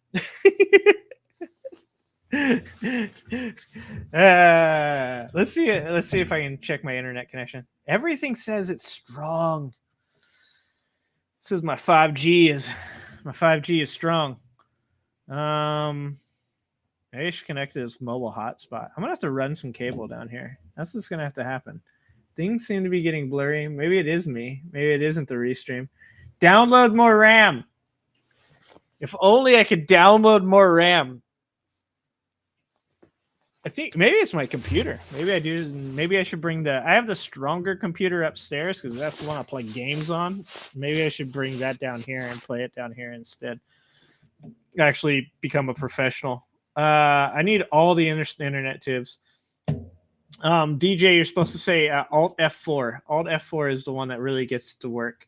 Okay, I want to point out that in the poll, you guys are supposed to be voting Epstein was a garbage human being. Okay. That is the correct answer to the poll. The correct answer to the poll is that he is I can't do illness or education, Renee.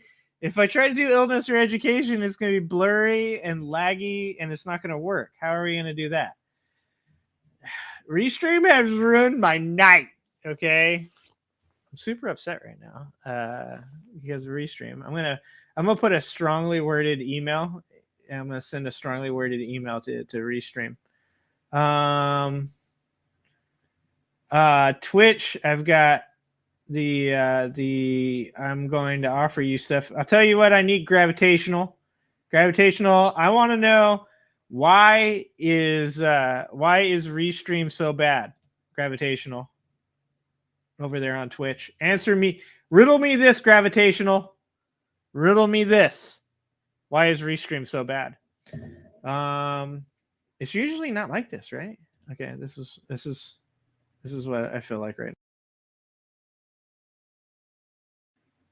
That's how I feel right now. What the fuck?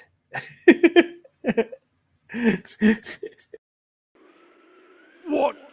How? Why? I have so many questions! This is where I'm at. This is all I got right now. Can't believe this. What have we done to ourselves, guys? Let's see. Is that working? I just feel like I need more internet tubes. I feel like that's the only way that this is going to work. Can you guys at least hear me? You guys can hear me fine, right? I'll monologue. Also, I'll do all monologue. I'll tell you guys about what's going on. I think that I had a conversation on the YouTubes on one of my shorts. Just so you guys know, too, you guys are going to be bombarded with shorts for the next month because I'm trying to see whether or not it's worth my time to do shorts or not. So generally on shorts, all I get is a bunch of random Trump people calling me a pedo and freaking telling me to off myself. And I get 2,000-3,000 views and I get lots of likes, but unfortunately I don't get a lot of good comments except for from you guys, which I really appreciate. And that's detrimental to my mental health. So you're going to be bombarded with shorts over the next month. I think I have something like 19 of them planned to go out over the next 30 days to see if the numbers are worth it. We get a lot of subscribers from shorts, but I don't know that translates into people actually watching the stream. So obviously the main thing that I'm trying to do with this stream is I'm trying to do a lot of the videos. The videos are what I want to get behind. If you guys have noticed, I've changed up the banner. I'm going to change it again because apparently it's too busy, but I've changed the banner a little bit, and I want to mostly concentrate on doing the Progressive Matters videos because what I really want to get onto is sharing, information that matters with people. And I want to help while I'm educating myself politically to give information to other people that are struggling with getting information in the political sphere, just like I am. and kind of just like going through all the bullshit, man, trying to get through all the like the crap that's out there and find like the actual information that matters, and put that into videos that you guys can watch and enjoy and feel like you get some type of education from.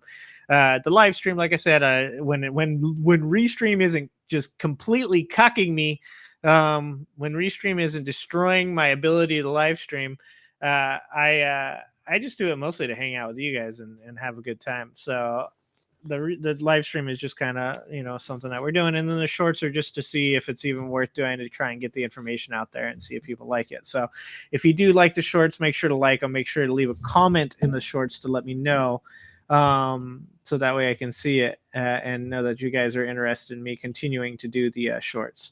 I will not eat your shorts. We will not be using Restream next Wednesday. I will tell you guys that next Wednesday I'll be on vacation, but I'll still be live streaming because I love you guys. So yeah, that's what we're gonna do. So I think tonight we're gonna call it early, because unfortunately I don't think that this is gonna be too much fun for you guys. I don't know, you guys might enjoy this shit. But I want to say a couple things. Guys. One, join the Discord. Nathan joined the Discord. Thank you, Nathan. I appreciate you, Nathan, for joining the Discord. DJ joined the Discord. All of you, feel free, share the books that you like in the book section, because I do not get. So okay, no, here, let me put it this way to you guys. What I always get from people is I get comments in the chat, I get emails, I get people telling me in IRL, you know, it's a good book, this book.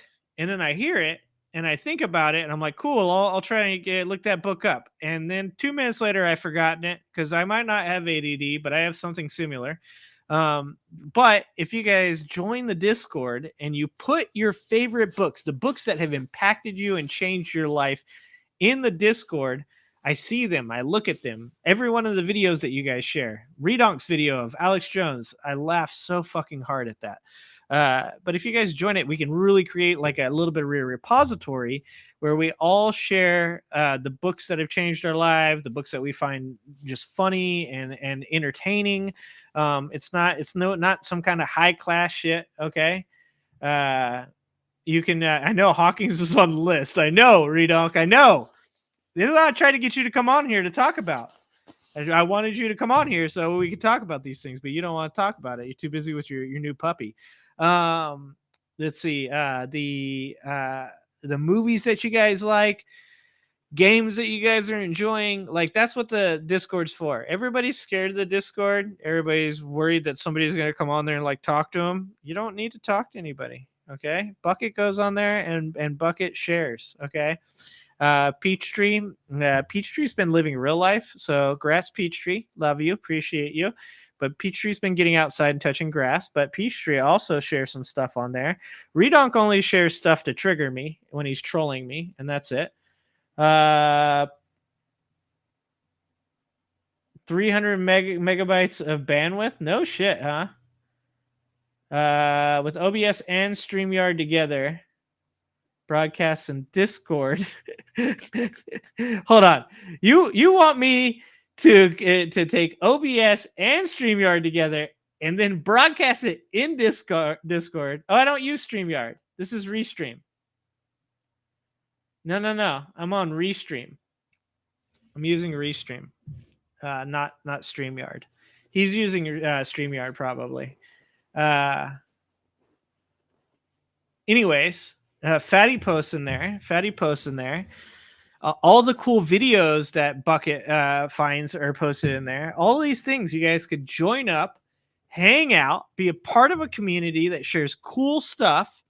All right. And this goes for all you people on Twitter right now, too, because we're streaming on Twitter and Facebook and Twitch as well.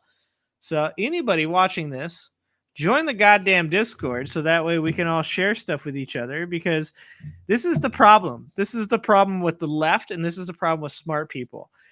What Trumpers do and what loud ass ignorant people do is they share all their ideas so much that nobody can block out the noise of all their bullshit. Meanwhile, intelligent people and the left And I say those, I split those up because I'm not saying everybody on the left are intelligent. I love my people, but let's be honest. We got some crazies too, okay? Most of them went over to the right during COVID, but a couple of them stayed. Okay, I'm just saying, intelligent people and people on the left specifically, we don't get into communities. We don't share stuff. We're all shy. We're all introvertive, except for me. And no one wants to, like, oh, I don't want to be the first one to post. I'll be the first one to post. Okay, I'll be there for you guys. I'll make it happen. I'm gonna put it right here. Okay. I like that every time I click this, Jack's name pops up, and I'm like, I'm not inviting Jack to the server, dude. Okay. Here we go, guys. I'm gonna post this in here. And if you haven't joined the goddamn Discord, join the goddamn Discord. Bucket's doing a good job. Bucket, you're doing fine. Don't worry about it. That's the problem. Same parent company. I'm down to help figure that. Okay. Fatty, we will work on this, but we're gonna have to work on it like on a different day. I'm all gassed out on the IT right now. I work all day before I come here, just so you guys know. So I deal with retail issues all day long, managing a retail a grocery store, and then I come on here and talk to you guys. I'm not interested right now in trying to figure the IT out. I do that on the off days, but we will do it. We'll figure it out. If anything, I'll just go back to using OBS. I like OBS. I don't think there's a problem with OBS, but I also like all the overlay stuff that you get from Restream. I like that I can put my mark on here. I like that you can put the little streamer down on the bottom. All that stuff's really cool to me, and I want to be able to use it. But if it's going to be, laggy and blurry and bullshit, then I don't want anything to do with it. So, also, maybe I should upgrade my wife has probably downgraded my internet connection. Let's be honest. My wife has probably took us down to like 40 megs. That's what I'm going with right now. I bet you we have like a 40 meg plan. I'm gonna be calling fiber optic in any moment now. I should also try it with my good computer. Bucket's right too. You guys are right. I'm an old man. The tick sword. Oh, the dick sword. All right. So what we're gonna do here, let's see here. I like that you guys are continuing to hang out with me regardless of the fact that I'm just absolutely fucking terrible. I appreciate you guys. What's going on in the Discord? Who's posting here? I told Angela today. Angela sent me a book for Renee that she thinks Renee should look at, and I'm like, post it in the Discord, please. You guys did get to see Renee today, and one day you may get to see Redonk. You guys have already heard Uncle Fatty because he's super famous over there on the David Pakman show. But we'll get Fatty on here. We'll have some discussions. Any of you guys that are interested in being on the stream, I am happy to bring you on. You can't show your dick, okay? That's against YouTube TOS. I don't know where Twitch is nowadays. Twitch ventured into the you might be able to show half of it for a minute scene just for like a day or two. But as far as YouTube goes, that's a no-no. But if you guys want to, you don't even have to have a camera. You can just have a mic. You can come on. We can talk about political things. We can DJ's not coming on unless he can whip his dick out. I understand. I'm gonna have to put an 18 on this for sure. Let's see. You watched The Meg 2 with your wife? That sounds like the dumbest movie ever. The Meg 2. Why is there a second? Well, what am I saying? Why is there a second one? There's 2 Sharknadoes at least. There might be 3 Sharknadoes. Just the root. Exactly, Redonk. Was it dumb on purpose is the real question. Was it dumb on purpose or is it just bad? Because there's a big difference between those two things, in my opinion. Let's see. What do we have in the news? Let's pull up the news, boys. Let's go ahead. If we're not gonna be able to do this. Okay, hold on. Actually, can I change my latency right now? No, it won't let me change latency during the stream. That's annoying. It should just allow me to oh wait, kill that shit. Why is DVR on? First of all, I don't want DVR on. I bet I could have manipulated some settings in YouTube too. I wonder if it's laggy on all the things or if it's just laggy on YouTube right now. My stream health, of course, it's like it's excellent. Let's see, my RTMP.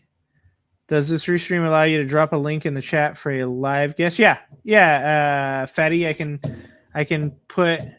Here we go.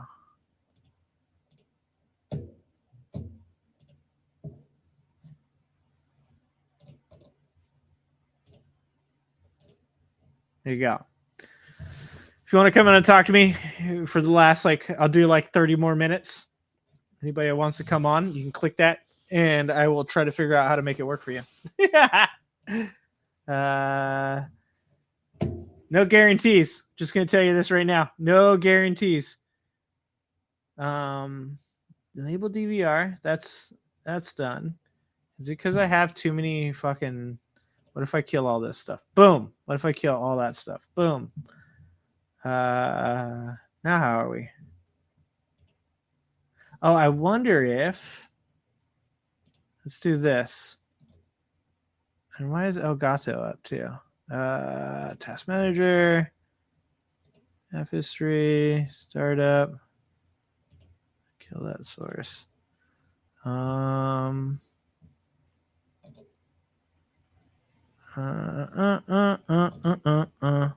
Oh, those are startup programs. I'm an idiot. Performance. Services. This is exciting TV, huh, guys? We got Discord in the background too, so maybe we'll kill Discord. Quit Discord. Norton's doing some crazy shit. Stop it, Norton.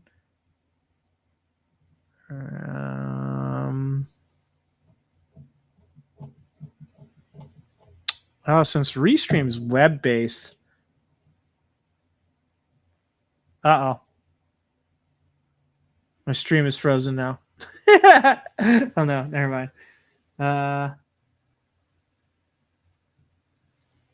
It's like white noise. Excellent. Bucket. I'm here for you, Bucket. Let's go like that. Let's see what happens. This. I hate, and since it's a web-based service, I can't tell which one of these Chromes is the right Chrome. Processes.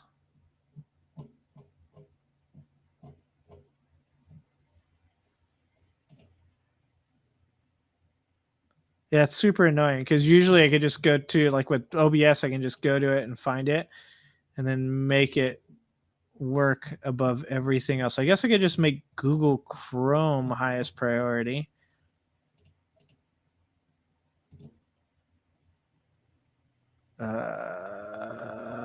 No, it's just not even using any resources, so that shouldn't even be a problem.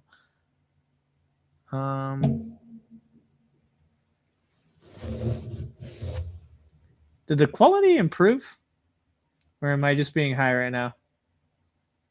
No, that's what Bucket's saying, Redonk, is that this stream is white noise. Right now, I am literally just white noise. And I appreciate you guys for being on here and watching my white noise stream. This is, I mean, if you guys need some good sounds to put you to sleep tonight, go ahead, check it out. Enjoy. Quality did go up a little. Ah, sweet. Thank you, Artie. Artie, you weren't here earlier when I made a joke about the Epstein list and a certain quarterback that used to play on the Seattle Seahawks. Which my wife chastised me for because she doesn't want a defamation lawsuit, which I understand. Let's try opening one tab. Let's try opening one tab. Okay. And one video. I blame it on Fatty for streaming my stream. I like that your stream pops up as I'm looking at it. Okay. Let's see. Let's bring up this guy. Okay. We're going to move us over here. All right. Okay. All right, guys. We're gonna try again. We're going to see what happens this time. Share. And boom. To the Purple Political Breakdown, and I want to relay some honesty, from my opinion at the very least. Like and subscribe if you enjoy the video, but as you can see, the video is about two individuals, and I think they represent something that's very important. Lag again. I already did a podcast episode talking about the responsibility of content creators and the... If you guys don't know about Purple Political Breakdown, you should subscribe to Purple Political Breakdown. He's actually pretty awesome. I enjoy him a lot. Let's see. It's really too bad. What happens when I do that? Okay, I don't want that though. Does that change the way the stream looks though? Oh, it does. Oh, look at that. Oh, look at us go. Look at us go. Good job. Epstein is a garbage human being. Back in the lead. That's where it should be. Appreciate that. He was there recruiting for Jesus. You are correct. I saw like I'm pretty sure it's Photoshop because I don't think even Trump could be this stupid. But it was like a True Social that said like Trump was like, he's like, yeah, I was on Epstein's island, but we were talking about the Miss Universe pageant, and yeah, there was a lot of young women around, but it was because you can't practice for a Miss Universe without a bunch of young women around. I mean, how else would you do it? Like, I was like, Jesus Christ, if that actually is real, which I don't think it is, I'm just gonna go ahead and say it. I don't think it was real, but I was like, holy Christ, if that's real, that is amazing. Redonk, did I show you this? Hold on, where is that? I gotta find it. Where did I put it? Oh, it's in captions. I made this just for you. Boom. Oh. Hey guys, go. Whoop. Okay. Let's do that. And we'll show that. Okay. How about now? Still no mention of Trump on the list? Oh, he's okay. First of all, it's not a list. Okay, it's not an actual list. It's just a freaking a bunch of names that were mentioned during the trial. Like, none of the people have actually been like incriminated as people that did anything. In fact, the reason that their names were released was because they're not being prosecuted for anything. I do think that everybody that was mentioned for any reason involving Jeffrey Epstein should be investigated. But I mean, like even the Stephen Hawking thing, it was probably something like she was like, yeah, and like I was at a party and Jeffrey Epstein was there and Stephen Hawking was there and Bill Clinton was there. It probably wasn't even on his island. Just so everybody understands that this is not like some case where it's just a list of guests at his party or something like that. This is a list of people that were mentioned during the trial that the Joffrey lady, Joffrey, let's call her Joffrey. Okay. So during the Joffrey trial, okay, Joffrey said a bunch of names in different contexts, Trump's included, that may or may not have, been, incriminating them as being in something. However, they were never prosecuted outside of that case, and therefore that's why their names are being released at this point. It made it in a top 10 list because that's where we are as a culture. Exactly. David Copperfield is on it. Yeah. And that's what I'm saying. Like, David Copperfield probably was like performing at a party, and Joffrey was probably like, yeah, so like I was there, it was me, it was Bill, it was Epstein. I'm just gonna keep throwing Bill in there because we all know Bill was there. Okay, fuck again. Sorry. No definitions. Okay, these are all jokes. All jokes. All jokes. I'm just saying that this is such a spicy subject. I can't be held accountable for the things that are being said on this stream right now. I am not incriminating. I am actually trying to say that anybody that was listed in this list, which is not a list, is not actually on a list. It is just people that were mentioned during the trial. So, like I said, someone could just say David Copperfield was at the party performing tricks, and his name will be on the list. That isn't a list. That is a list.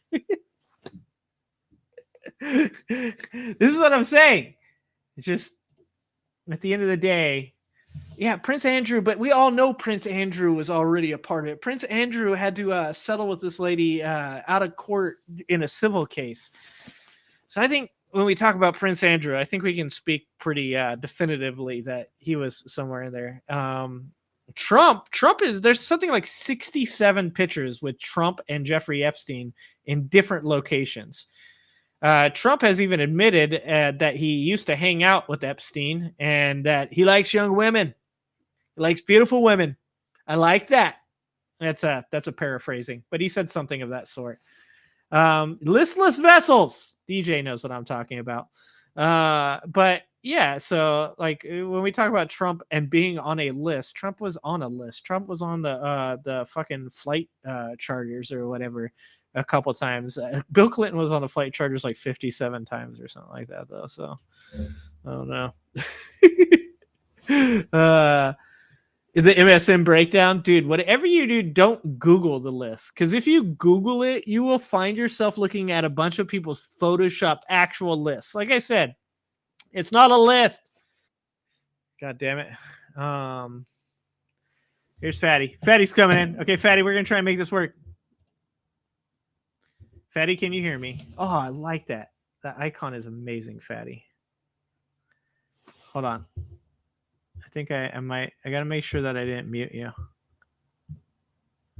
Fatty, if you're talking, I cannot hear you. How about that?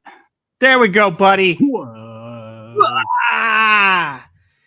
All right, Fatty. We gotta be careful with the list. That is a list. But specifically, Fatty, am I correct? Is there not something like 67 pictures of Donald Trump in different places with Jeffrey Epstein? Is this not? I'm thinking there's 69 different places. 69. God, 69, bro. Nothing better than the Waco rally where Donald Trump yells 69. 69. Oh, there it is. Man. Oh, God. Well, it does do backgrounds. Oh, yeah. There you go. Now you just got to get you a green screen. This is all green screen right here. Because that was my problem. Black back there, so. Oh, yeah, that works too. Working. Like yeah, that AI black job? will work. Yeah, that's nice. I put like a bunch that. of ones and zeros into the machine, and that's what came out. That's what happened? Nice. Yeah. I don't mess with the AI too much. When I was writing my book, and I asked the AI how bad my writing was, and it just shit all over me. Came back with a big red F on the front of it. Yeah. No, it like literally rewrote it. It was like, here's a better version. I was like, all right, no big deal. My feelings aren't hurt, and actually, it was better. They do that. Also, yeah. But it probably like plagiarized like fucking Mark Twain or something. So, anyways, they're not bad, really. I had to do a report on a green building deal for airflow and fluid air transfer from hot to cold through R10 and R18 and R21 walls, and it was pretty legit for that amount of information. I mean, I put 2 paragraphs into the thing of a lot of info, and it came back with 20, 30 pages of actual decent information that I could have used, plagiarized. Is that a ChatGPT you're using? That was the ME6 one. Okay. Yeah, the ME6, and then there's like Night Court, or whatever it is. I don't know. I got 4 or 5. You sign up for them and you get like 100 free hours or 100 free images or whatever before you have to buy into the system, which is kind of nice. So yeah, you get to kind of try it out, see what it's like and stuff. Around, throw Donald's face in there and dude, see what happens. You know what the funniest thing is? They will not make him kick in a football. It's not. It's like they know that I'm going to put a baby in front of the football. Dude, I like when ChatGPT gets upset. Oh yeah. When I was talking to it about the book, I was just asking. I was like, okay, I'm trying to like look at scenarios that, you know, like Civil War type of scenarios. How many people, like if a nuke dropped and it's like, nope, not willing to even talk to you about that. It's like, that's violent and aggressive. And I was like, oh, okay. It's for the book though, Chat GBT. And it's like, yeah, I understand that, but we're not gonna it won't do anything. I had the virtual Elon Musk in that ME6. Dude, I had like a 2-page argument with that thing. I've been to Mars and he hasn't yet, right? So he's actually like second place is first loser, and he's just jealous, right? Oh no, dude, it was a riot. And then I threw some Eric Cartman in there and some Pokemon and some Pikachu. That was a good chat. That was good. Yeah, and that's the coolest thing about it. Yeah, and you know, like the elites, they got that like the unrestrained version, right? Dude, Donald Trump's over there just like revenge porning it up. He's like, make me a picture of Joe Biden. Yeah, and then sicko. Dude, he's probably already got pictures of that. Well, you see where he was at last weekend, right? For New Year's, he had all the assholes down there to the Mar-a-Lago, and the guy that introduced Melania to him back in the day was down there with a bunch of young gals and Helena Hababa Baba. Oh, the new Jeffrey Epstein. Yeah, dude. There's some. It's projection. You know why? You know why these fucking weirdos are so worried about what's in everybody else's pants and what everybody else is doing in their bedrooms? It's because they're doing some pretty freaking freaky shit, dude. Dude, there's that guy that the guy was saying that he's going to put people in jail for pronouns. Anybody that's, or what is it? Fine them. I don't know if it goes for jail. Yeah. The North Carolina dickhead. Is that who it is? North Carolina. Yeah. Yeah. And you take one look at that dude and you're like, you look sus, bro. Like, I'm not sure about that jawline. Okay. You're like, yeah, no, for sure. You start looking at that kind of stuff. You know, Ted Cruz is the perfect example. Ted Cruz gets up there, talks about oh yeah, there we go. Oh, that's there better. we go. Yeah, I like yeah, that. See, I need to get a wig. Black background, see? It's all about that. See, so this is why you have this program, is because it's for green screen. Yeah. Right. Okay. Because the other one, no, like Restream. I have it for because it streams to 5 different platforms at once, and I can run it through OBS. So that's what I usually do, is I run it through OBS. But also, if I want to put all the the overlay stuff, if I want to put the little progressive matters up there, if I want to put the banner down at the bottom, all that stuff's through Restream, and it's like way easier to do. It's looking sick. Yeah, no, it looks great, and having the square pop outs and being to place them where you want. I was working with StreamYard links back into their own. Oh shit! Whatever it is, I got too many tabs open to read them right now. But there's like 4 or 5 different programs that they try to get you to link it and all the shit to. Where it's just this one. Oops. It's just the one restreaming dashboard. What's that one? Streamable that works with that one. But then getting everything to link, that's what I've been dealing with today, is just figuring all this shit out. Because StreamYard's a little more, StreamYard's a little more of like work, right? Like you have to like do a bunch of extra stuff. It's much easier, but it just doesn't want to overlay onto OBS being a coded system, right? Compared to this being like a templated system, where you're just pushing buttons and it just kind of does what it does. You put it where you want it. Definitely OBS is the better system. It's, you know, more of a learning curve, more of a hell of a lot better options and more options.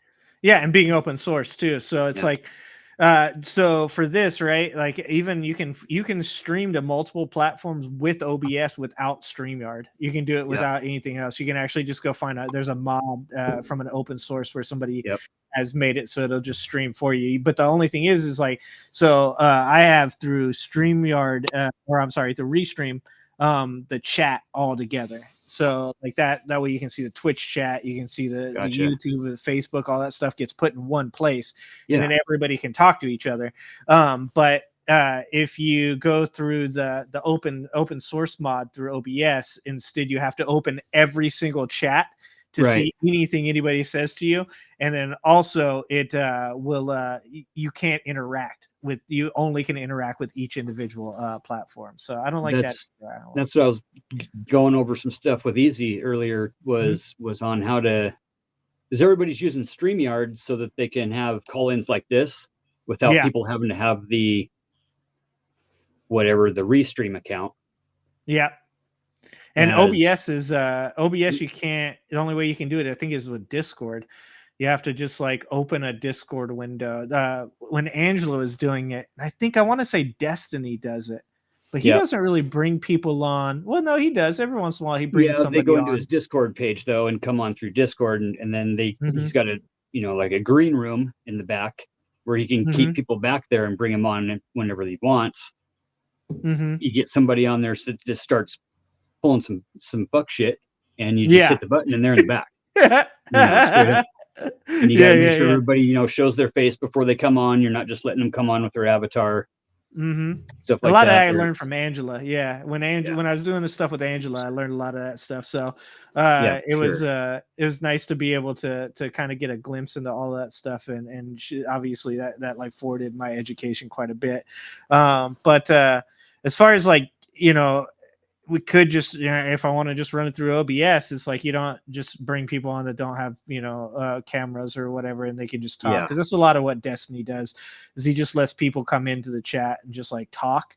So that's a possibility too, because a lot of people don't like to show their face either, so which is understandable. Like it took me a while to get used to being able to sit here and actually like be on camera. Now I'm super fucking comfortable. I don't care anymore. So but so I mean, what I'd like to do with this moving forward is get us to a point where we can all come on here and talk about some of these things, actually show video without the fucking thing lagging and stuff. But as far as using this, I might just use this for now for podcasting. Sure. Because you can do it offline. You can just do it with another person. You do a call in. They come into the studio or whatever, and then you can just record it from there. I also have Riverside, which Riverside is like 4K quality. It's super good I was quality. looking at that one. Yeah, but it's kind of, I don't know, it's kind of weird sometimes. It's very glitchy. It doesn't like to accept the camera sometimes. It doesn't like to accept the microphone sometimes. So I don't know. Restream just seemed easier, and so like when I went to do the one with Adam Mockler on yesterday, but he ended up having COVID, so we postponed that. But I was playing around with it just to see what would work better, and just having the call on Monday, it just seemed like Restream was just better quality, easy, and I just record it with Restream and with OBS. I keep OBS open in the background and like double record it. So pair channels with your stream. So I don't even know what that means. Like, what is that? Oh, is that like you're restreaming from here? I'm trying to, see if it'll actually let me link it in this way. Toggle on. Add. Oh, see, I can add Kick and Twitch and all the others too. Yeah, okay.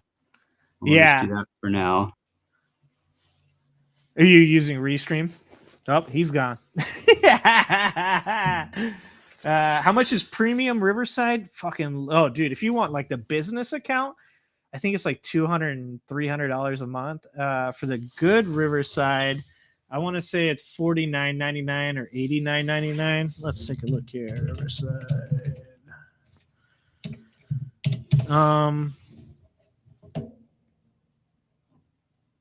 Let's see. Where is the pricing?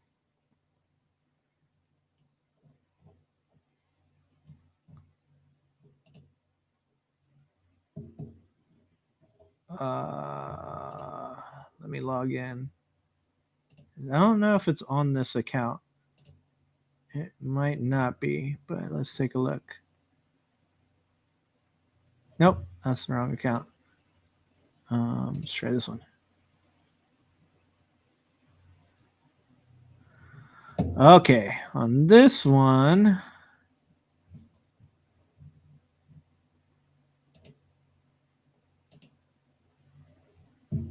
Yeah, I saw you got booted. I think you can use the same invite to get back in, Fatty. You should be able to just use that same one. Fuck.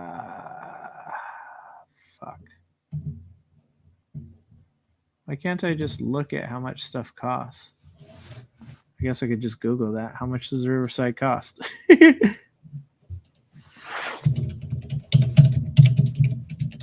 This has turned into from a live stream to just hanging out with you guys, so sorry about that. God damn it. Pushing the wrong buttons. Next week, I swear to God, I'm going to get my shit together. It's always next week, right? Next week, I swear.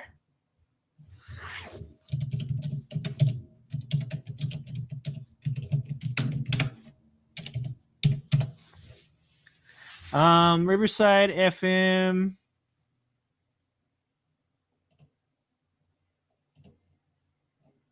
So it's $15. The one I use is $24. Or no, yeah, right? No, oh, I use the $15 one. I'm the cheap one. Oh, and you can do call-ins with that one too. And it looks like you get a teleprompter as well. I use my phone as a teleprompter though. So it looks like $24 for that one, but the business one is like, I think it's like $300 a month. It's like a crazy one. It's like Marvel uses it and others use it too. Yeah, Bucket. I was gonna say, Bucket, if you are participating, you are super drunk. DJ, I have trouble using emojis too.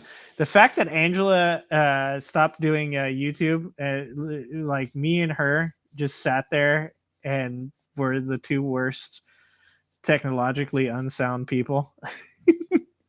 That used to be the best part. If we could get Angela on stream, Bucket, that game would last about 15 seconds before me and Angela had the whole chat drunk as fuck, because we were the worst at using technology. I go on her stream and just sit there and just screw everything up for her. Oh man, this is a different kind of stream. This is maybe we'll just do this from now on. We'll just get on and like hang out. From now on, it's just going to be getting on and talking to each other, and we're going to make $1 million, just so you guys know. It appears. Is it streaming through both now? Yeah, it appears to be. I come with the I drink white tequila. Okay, not vodka. Oh. DJ. That's no carbs, no sugar in the white tequila. Yeah, exactly. That's what I was saying. Bucket is. I do want to make sure that I'm not like always doing the same stuff when I get on stream. I want to make sure that we're always doing stuff that's new and different, having a good time, having fun. And you know, if I'm not making $1 million off of something, we might as well be having a good time. And besides, we're gonna get Fatty on here. Fatty's gonna make $1 million. So. Yeah, maybe. I'll tell you what, we start talking about what me and you need to do is we need to start us a channel that's specifically about skinheads, dude. Between me and you probably have enough skinhead related content. I've got some stuff that needs to be reviewed for sure. Yeah, I don't know if most of the stuff we could talk about. I don't know. Well, I don't know if it's YouTube friendly. You know what I'm saying? There's one that I definitely want to go over with somebody like you that knows the terminology at least. That is, it's a 45-minute interview of Pastor Reverend Richard Butler, who was the preacher up here at the Skinhead Church, otherwise known as the Church of Jesus Christ Christian. Okay, which of course that's a great name, right? It's you know. You can take any verse out of the Bible and justify anything you want to, ever. Yeah, it's a utility belt of excuses. Puts Batman to shame. I remember online gaming for years, and obviously you don't get to know each other in your personal background so much with gaming and stuff. And we had a friend who was a total nerd, dude. He had a bad day. His ex talk some trash. His ex's new boyfriend talks some trash. They do that. So he went over to her boyfriend's house and threw a bucket of paint and like, I don't know, damaged the windows of a dude's car. Apparently that's a felony because it's a certain amount of damage monetary wise. And his ass got put in jail for, I want to say like 3 months or something like that. He disappeared. None of us knew where he had went. We were like, what the fuck happened to him? And then he comes back one day and he's like, bro, I got put in jail. And we're like, what? Dude, he's like this little hipster dude, right? We're like, what the fuck what did you do that get you put in jail? And he's like, his shit happened with my fucking ex-girlfriend's boyfriend. I fucked up his car and fuck, man, I don't know. It was just, apparently it was enough to get a felony and they put me in jail. And I'm like, no shit, huh? And he goes, yeah, I learned a lot about white pride. Oh yeah, for sure. I go, yeah, you get up in there. You got to join, you don't really have a choice. And he goes, yeah, you ever heard of 88? And I go, bro, like, do you want to talk? I'm like, come on. I can tell you all about all of that stuff. He's like, what, you know about it? I'm like, yeah, that's HH. I'm like, I know all about it. I'm like, you know about 23? Like I grew up with all that stuff. And he goes, wait, do you know what a peckerwood is? How about a honky? I'm like, yeah. I go, you know what a featherwood is? Right? you want to know what's worse than a peckerwood? A featherwood. You want to get it even more disgusting than a dude that's hella racist? Pull up some of these women that are super racist, dude. That's like even grosser to look at. Yeah. So I don't know, man. Maybe we gotta start a channel. I keep telling all these different people. Speaking of Speakeasy, I'm friends with Brother Jumbie, who is not a big fan of Speakeasy. He's not a big fan of myself as well. And that could be a conversation for another day. I didn't realize everything that happened over Christmas and stuff on Angie's page and Apex's page. And I mean, Apex has one too. Well, there's a time and place for, just for a guy to shut his fucking mouth once in a while. And that guy has never, ever, ever, ever in his life been told to shut his fucking mouth. Well, Jumbie's a different type of dude. Jumbie ain't kidding. I'm not saying I don't. I honestly respect the guy, but you can't just spend your nights online jumping in and out of rooms, causing a bunch of havoc. And was Jumbie starting some shit? Because I talked to him a little bit about what's going on in Angela's, and from what I saw in Angela's, I mean, I don't, and like I said, I stay out of drama. I'm not interested. I don't watch Speakeasy stuff because I think Speakeasy's got his own thing, and I don't really, I don't talk about all that stuff because I'm not into the drama. But I'm not into that stuff, man. I watched this stream for about 10 seconds, and I was like, nah, this ain't for me. It's too trailer park for me. Trailer park. A couple of nights a week that he focuses straight up on like the gang, the pack, the shit tards, And then there's a couple nights where he just like the other night we were bouncing around, ran into a bunch of guys that are food delivery guys that stream together, and they all get on a stream together and have just kind of an open stream for almost 12 hours while they're out driving Uber Eats at night and stuff like that. We got a guy in Hawaii and a guy in New York, so it's like one guy's in the sun, one guy's in the dark, and everybody's just like broed down 6 or 8 dudes up to like 20, 30, 40 guys in that one, and just bouncing around to different pages, finding different stuff. But Friday nights, dude, the video, the short that I posted that Easy made, I had no clue. Bro. Actually, let's talk about that. No. Let's talk about this, Fatty. Let's talk about this because I hate Andrew Wilson, right? Like, I didn't know that. I had no clue who this man was. Okay, he showed up last Friday night for this Verbal Combat. It's called, right? Resto Shesto and Easy put this deal together. Easy primarily, it's his page, but it's just like we're gonna pick a topic, and if you guys disagree, go hard on the disagreement among friends, right? Guess who I got to sit next to on film the other night, last Friday night? Who's that? Blonde-headed Grace. Who is that? The crazy blonde-headed girl, Gracie. I'm trying to remember. That drama girl. Familiar. She broke up with her boyfriend last year, apparently, and went psycho and did a bunch of psycho posts and had like a total meltdown. Grace, I forget her last name. Grace something or other, and she broke up with what's his name. You'd know who I was talking about. Either way, like she showed up and everybody. She had like a meltdown where she was, basically confessed some stuff that, with her family stuff and grapes and stuff and people just, lit into her like nobody's business. And I'd seen Andy. I just said I didn't know who this guy was on there the week before, talking a bunch of crap how gay people don't have the right to exist and that God should shun them and yada yada. This is all on Speakeasy's stream. Yeah, Friday nights, verbal combat. Okay. And Okay, basically so all that's what you're caps talking verbal about. combat. And it's just like, Emp Dave, he does the yeah, I know Emperor Imp Dave does the karaoke on Fridays and whatever Friday afternoons.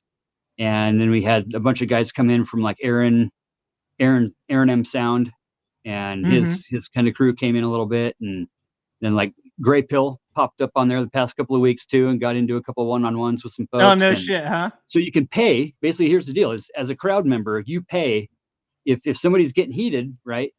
You hop in with 20, 30, 40, $50 and say, all right, 5-minute challenge between Patty and whoever. Or you can change their name, or you can change their avatar, or you can time them out and put them in the back for a little while. You can just straight mute them and leave them on camera, and they don't know they're muted. Like. Oh, okay. So that's what Neve was doing that one time. Yeah, too. So Neve won the first one Friday night, killed it. I had no clue, bro. That guy is a fucking douchebag. That's all I can say. Andrew Wilson? No, are you talking about Andrew? Yeah. No. And so we had a 5-minute one-on-one, and it basically went like, do you know you're a retard? And then I would say, do you know that's just the opinion of your God? Yeah. And that's all he does. I have a whole profile that I set up for Andrew because those guys were debating Andrew frequently or whatever. So you should read that. He's the guy in the stupid plaid shirt with the other guy in the stupid plaid shirt and the other guy in the stupid plaid shirt that goes on the whatever all the time. Yeah. No, and so that's the first time he's actually been on whatever. I'm pretty sure that last one he went on, because what Andrew is Andrew is the Crucible, which is a religious thing. Andrew's whole thing is he believes that it's a shtick. Yeah, it's a total shtick. Because I said that to somebody once. I said, I go, if obviously I shouldn't be saying these things, but I said, if I ever got into an actual verbal discussion with that dude, I'd probably punch him in the face. And everybody's like, oh no. It's just all a shtick. It's not real. It's like, and I'm like, I don't know. That dude seems like he really is kind of a douchebag. I don't know. Well, but now that he's got the followers that he does, it's definitely not a shtick anymore. It's a getting paid to be a bully thing. And it's the only way I can see it is that. Yeah. I keep saying that he's trying out for, let me tell you how it is. Let me tell you how it really is. Let me tell you what the truth actually is. Point of view. And that's just so disingenuous. It's so debasing of your opponent. It doesn't matter who your opponent is. It could be a hooker that's been hooking for 35 years. It could be a hooker that's 19 years old. It doesn't matter. He will come with the point of view that this is the way. Let me tell you what the truth really is. Yeah, that's because he says he does blood sport, which is like there's no it's not a conversation of any sort. Right. And yeah, sorry, DJ. Yeah, Speakeasy is a YouTube channel. It's like a Speak EAZY, I think is what it is. Escape with Speakeasy. Yeah, and then yes, the Andrew Wilson is the opposite of Richard Dawkins. He's so yeah, his whole shtick is what is it? Okay, so soft white underbelly. Soft white underbelly. Yeah, as of this last week and researching who these folks are. So you know who James Sexton is? He went on Soft White Underbelly. So if you ever want to see like one of the times that he had like a really tough time, it was with Sexton. And that's because Sexton is a lawyer. He's a family lawyer and he knows his shit. Nice. Another time was with Destiny. He couldn't hang with Destiny. Anytime he gets to a point where he's dealing with people that actually like understand, even that Counterpoints dude kind of tore him up a bit. on one that Gray Pill was on. And that's because, like you said, all he does is he just does his shtick. It's over and over again. It's no fault divorce. Women are bad. Women shouldn't be able to vote. It's a bunch of like really it's to be honest, hyperbolic bullshit. It's like it's not in most people go, oh, you don't take it seriously. Yeah, it's like it's things exactly. So he would say one of his main arguments is almost always enforcement. Men are the enforcers, so therefore women shouldn't have rights because men give women rights by enforcing the rights.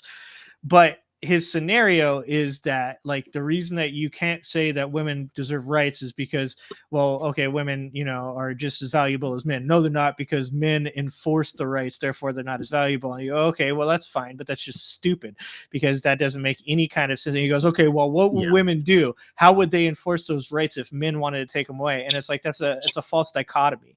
It's acting like there's only two answers to a solution, and that is that women would have to physically overpower men or accept that they don't have rights or don't necessarily deserve them. And that's a false dichotomy. There's actually a million more solutions to that. There's a million more things that come into it. For one, you think that like a husband or a son or a brother are going to raise up against women and take away their rights. Only in the South, bro. Yeah, right. Good luck. Good luck with doing that in California, and also when you talk about things like, it's like, well, women in the military and stuff like that, it's like, do you know what a drone is? Do you know that it takes no physical force at all? Do you know what women don't know how to shoot? That's what he said one time when Destiny was arguing with him. Destiny said, he's like, okay, yeah, so yeah, except for his wife. Yeah. And so that's why all that stuff, it's just a shtick. No, it's like bullshit. In my going opinion, over my notes from the other night, we were arguing about legal prostitution, and he argued that prostitutes should be killed. We were arguing about if basically the argument was, should porn be illegal? And that ties into the Project 2025 bullshit. No, I've read that. If you make porn illegal, whose God gets to determine what's offensive? Yeah. Okay. And we Which had one? Which one of the thousands? Yeah. 50 of the 53 signers of the Declaration of Independence were self-proclaimed Christians. They were fleeing persecution from Christians in Europe. Different types of Christians. And the agnostics, right? Yeah. The Catholics believed in the Pope. The agnostics believed in the king and kind of excluded the Pope. Yet there was a dozen agnostics that signed the Declaration of Independence, or Anglican, let's say. Anglican's not agnostic. I misspoke there. The Anglican priests believed in the king. Catholics still believed in the Pope. There was one Catholic that signed the Declaration of Independence. There was a dozen Anglicans that signed. Okay. And my argument is that we were being persecuted by the Catholics. There's the Catholics and the Protestants. That's why the Protestants came over here. That's where the Puritans came from. That's where if America was designated from the get-go as a Christian country, which one of the 8 different types of Christianity out of all the signers, right, was going to rule, right? James Madison spent his whole entire life trying to figure out how to separate church and state. And this is what we got. We got America. And it's the best fucking thing that ever happened to the world. It's brought freedom to so many people. It's brought nothing but love and light. And yes, things have to be fought for. But when we start taking away people's rights, how is that progress? How is that anything that has to do with love? How is that even thinking about something as a loving point of view when you can rationalize and justify any verse in the Bible just like the white power motherfuckers up here could and still do, so like. Yeah, but arguing that with Andrew is pointless, and this is something that I pointed out to Angela. It basically came down to, what if there was a guy jerking off in the middle of the street into a bucket?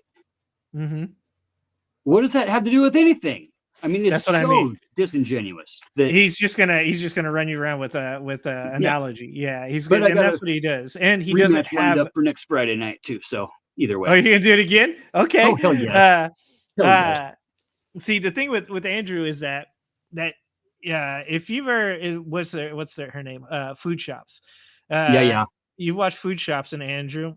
Oh yeah. When they debated, like, Food Shops didn't know who Andrew Wilson was, didn't take Andrew Wilson seriously, and people go into these conversations thinking that they're going to debate. You're not debating when you're debating with Andrew. You're not actually debating Andrew.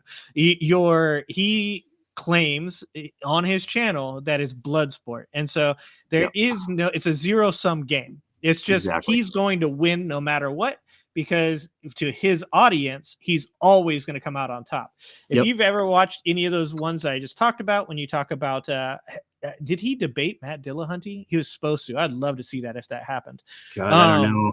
Now that I actually am a sub of his, I'm amazing. getting tons of the 1 minute deals and the 2 or 3 minute clips that he'll do out of the you're long just clips. Content. Yeah, you're just content. Anytime with Andrew, you're just content, because he's not trying to debate a subject to come to any type of conversational like conclusion.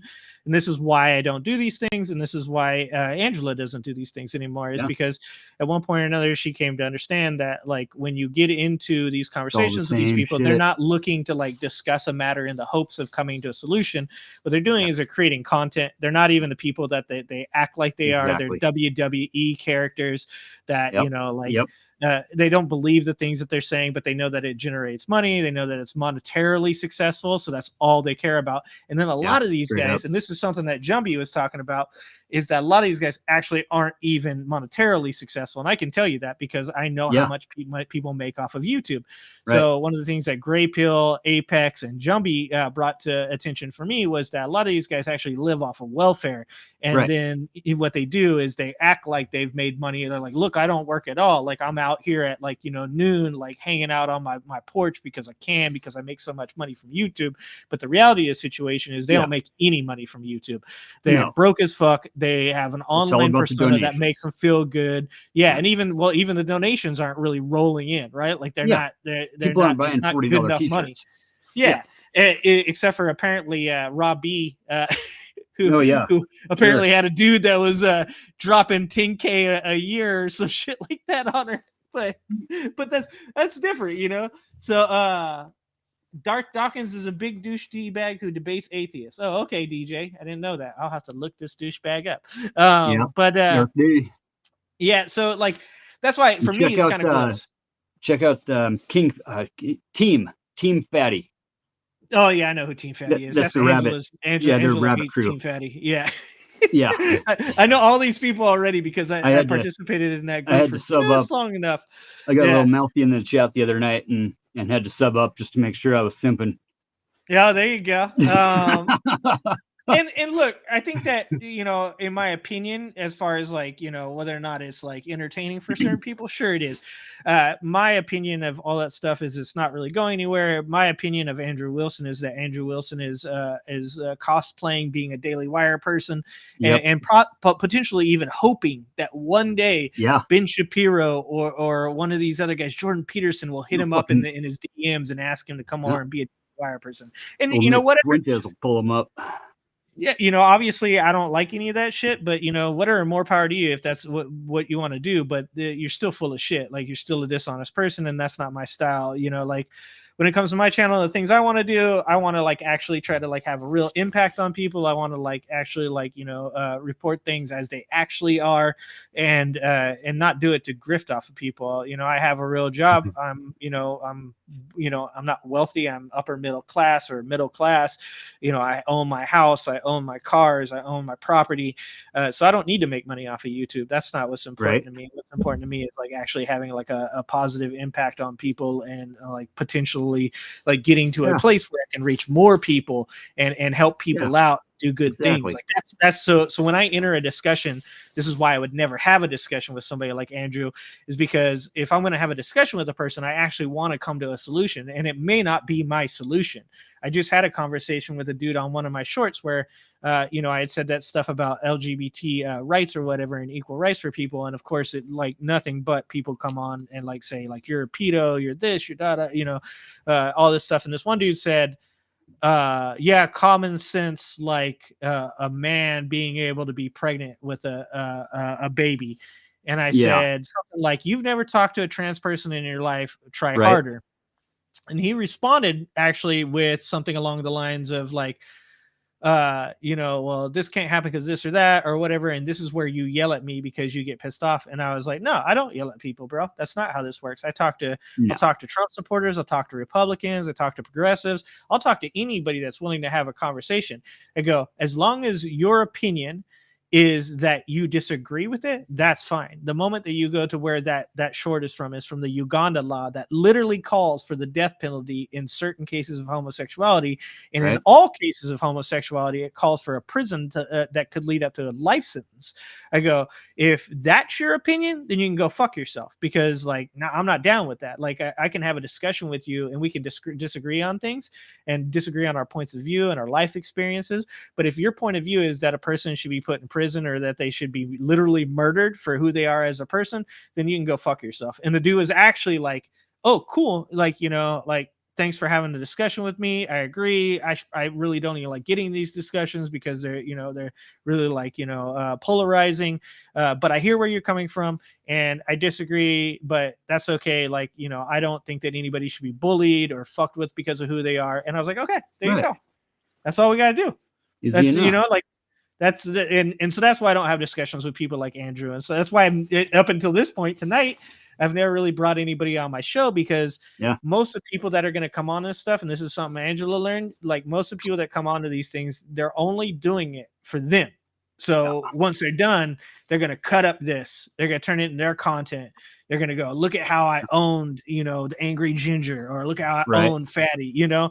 And it's like, I'm not about that life. And what I'd rather do is, you know, have a good history. And I have a bad enough history on YouTube so far, just with my not being professional and all the shit I say. But the last thing I need on the birthday night. Yeah, exactly. The last thing I need is to have fucking, you know, a bunch of, you know, times where I was in discussions with Andrew Wilson, in discussions with Team Fatty, in discussions with whoever, and I say something like, you know, off the cuff that comes off poorly. You know, where I really want to be is in a place where when I release content, it's taken seriously. And I know at this point it doesn't. Like all the people that come on and they're like, oh, you ain't shit, you got this many subscribers, blah blah blah, no one takes you seriously. That's cool. I'm all right with that. Like I didn't become who I am in my profession by you know, just like entering into it and dude, all of a sudden everybody just like said you get to be this person. No, I worked really hard. I've learned how to be a leader. I've read up on people like Grant, Napoleon, Washington, Alexander the Great, you know, Caesar. I take it very seriously when it comes to being a leader. So, you know, I worked really hard to become that person, and people take me seriously in my profession. And I'll do the same thing with YouTube. And that is, you know, if this takes me 2, 5, 10 years to get to a point where people respect my opinions and look to me as a person that can provide information for them politically, then that's how long it takes. But the last thing I want is me on YouTube calling Andrew Wilson a derogatory slur because he got me worked up enough to yell at him. I'm working on getting a few more in here next Friday too.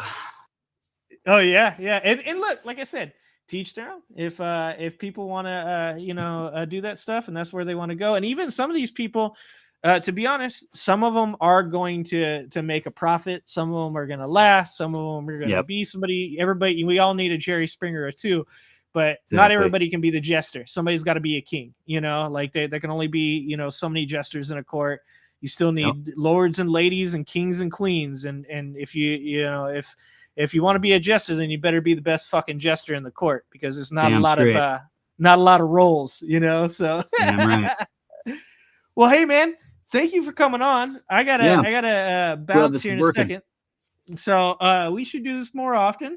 We'll get Redonk on here, And well, that's when we can all yell at each other. We can all yell at each other. Me and Redonka, we've had conversations before, just not on You camera. are a glutton for punishment, aren't you? That's my stepbrother, just so you know. I know. Yeah, we'll have Redonk on. Maybe we get DJ to learn how to use his camera and a mic one day. But I think the community that we have here is one of the best communities. I think that it's pretty bomb. Everybody are good people. Peachtree gets mad at me for my Israel Hamas opinions that I don't have. But Catherine, who donated me, hasn't talked to me since that night. Right. But I still love all of them, man. The point is that when it comes to political conversations, you're not going to agree on everything. Politics are complicated. Running a country is complicated. These discussions need nuance, and they need to be discussed so many times before you even come to a point where you can even agree on the smallest of nuances. To get to a point where you agree on something like the Israel-Hamas war, that takes years. I mean, I don't know 8,000 years worth of 4 different religions history, so I can't really comment on that. Petty, me and you are already agreeing on that subject, dude. Yeah, no fucking way are you gonna ever have me on that create a hypothetical and then get super pissed off arguing about it. Yeah, good, bro. Just alienate half the people in the world, if not 60 or 70%, depending on which side you're on. Yeah, and everyone. Yeah. So I try to stay away from that kind of stuff. But maybe one night I'll tell you about the night when I walked into my wife's boyfriend's house and shit in his work boots. We can talk about that before I walked up into his bedroom. Oh, nice. We can definitely. Because you don't want to try that afterwards. It ain't gonna work afterwards, right? You know what I'm saying?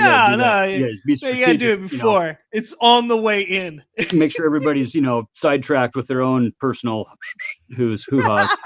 Yeah. Well, all right, Fetty. Well, let's plan on doing it again. All right, man. Let's get on here and do some more stuff. Everybody else is in chat. Let's plan on getting you guys in here and talking. Thank you for being so cool tonight and working through me experimenting and trying to do this shit the right way. And one day I'll clean up my language even, but that's not going to happen today. Don't forget to smack that like button. Don't forget to hit the like button. Yeah. So appreciate everybody. Love you guys to death. And we're going to try and go out by using the credits here. Okay. So we're going to do this. All right, guys. Love you guys. Appreciate you guys. See you next time. Much love. Peace. Oh.